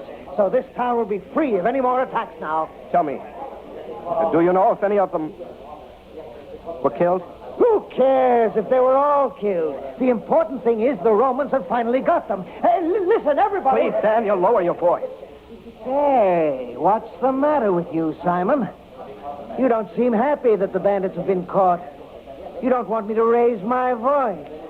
Whose side are you on? Well, I'm glad the bandits were caught. Of course I'm glad. I wonder. A lot of people don't think too well of you, Simon. You're strange, different. And people notice it, let me tell you. Different? Me? I'm not different from anyone else in this town. Yes, I'm glad the bandits were caught. And if some of them were killed in the process, it had to be. Yes, and you should go announce it to everyone. Of course. Of course, Dan. All right, then. Let's have no nonsense out of you. Hey, listen, everyone. The Romans have caught those bandits. The Romans have caught them. So they've caught them, Simon. Oh, John. We thought you were asleep. Asleep? No. I've been saying my morning prayers. Tell me, did you hear what I said? Yes, I did hear, Simon. Then you know that once again I was afraid to say what I really felt. Then we must be glad that at least you were concerned about whether any blood was shed. Do you think that's a hopeful sign? A very hopeful sign, Simon. Thank you, John. And now, Lois, the morning meal. Our guest shall eat well, for he still has a long journey to make.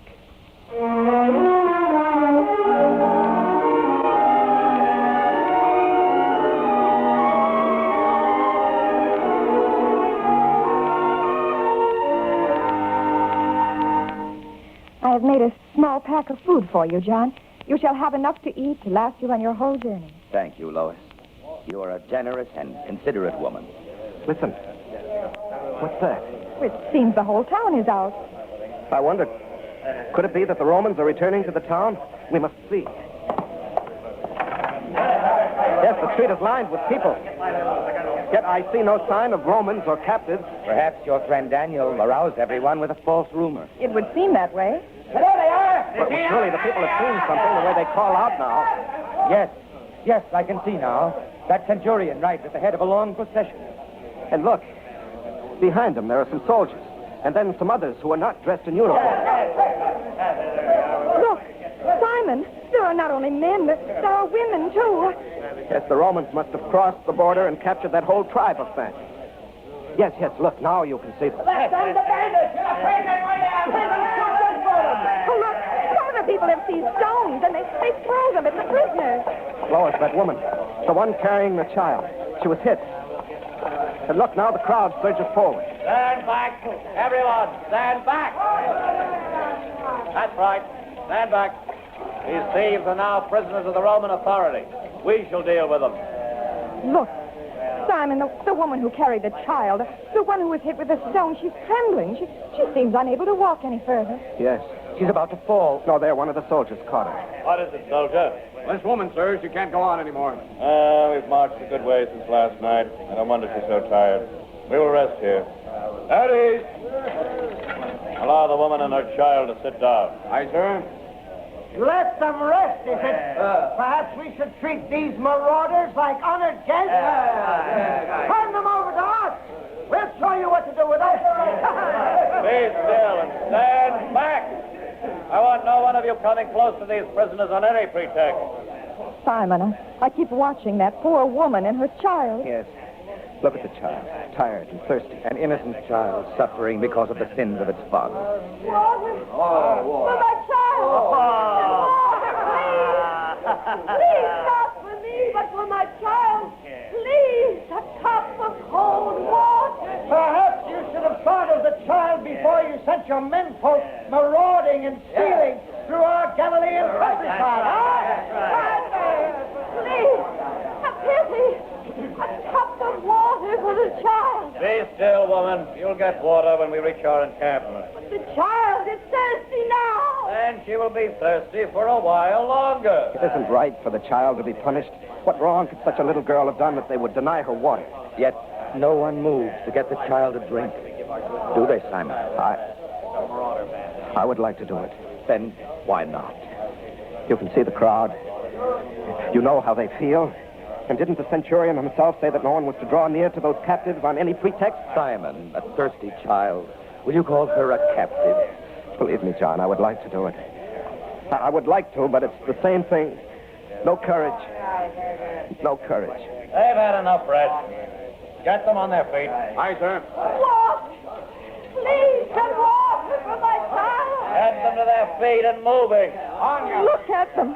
Exhausted, and yet now they would drive them. It's a long march to the encampment. Simon, John, where is Simon? Wait, my good woman. But he stood beside us only a moment ago. And here he comes now. Simon! Please, Lois, stand aside. Simon, you carry a cup of water. The child is thirsty. Let me through. Let me through. Why should we let him? Hey, look! Look at Simon carrying water to thieves. Let me through. Now let me through, do you hear? Get them moving, I said. What is it? What holds up our progress now? Sir, I do. What's the meaning of this? I gave orders that no one was to approach these prisoners. You dare disobey my orders? The child, sir. Here is water for the child. Please, sir, let my child drink. Let her drink. Well, all right, get on with it. Here, woman. I shall hold the cup for the child. Here. Drink, little one. Thank you, sir. Get them moving. Get them moving. Come, woman, on your way. On your way. There, woman. The child has finished drinking. Bless you, sir, for your kindness. Bless you. God be with you, poor woman.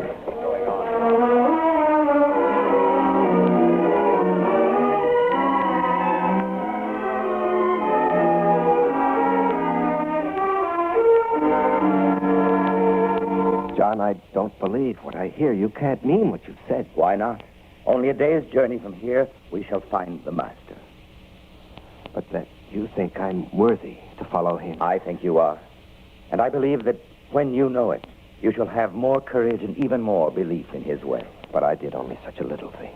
I, too, was proud of you, Simon. The way you went through that hostile crowd, and even past the Roman soldiers. And when the centurion questioned you, you spoke up surely and bravely. Lois, I wasn't brave. I was afraid. Very much afraid. Which means you are brave indeed. For what is bravery except the strength to overcome fear? Yes, Simon, both of you will come with me to see the master. If you say so, John. If you say so.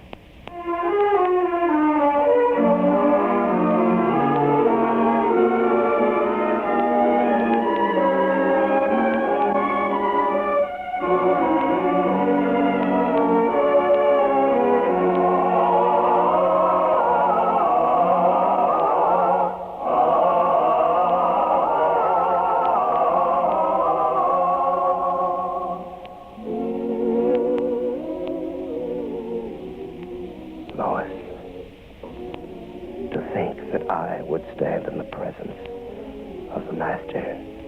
You have earned it, Simon, by your compassion and by your courage. It was such a small thing I did. Be still now, for we approach the Master. Be still. Master, I have brought to you this good man and his wife. For a long time he has wanted to follow in your way, but thought he lacked the courage. Yet he is good and kind. He opened his house to me, though to him I was only a stranger. And in the face of threats and warnings, he undertook risk, merely to give a drink of cold water to a thirsty, unfortunate child. And still he feels he is unworthy. What say you, Master?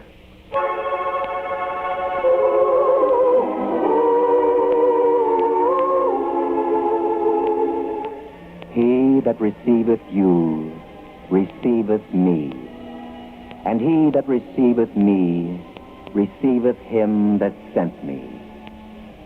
And whosoever shall give to drink unto one of these little ones a cup of cold water only, in the name of a disciple, verily I say unto you, he shall in no wise lose his reward. Lois, did you hear? Oh, Master, thank you. Thank you, Master.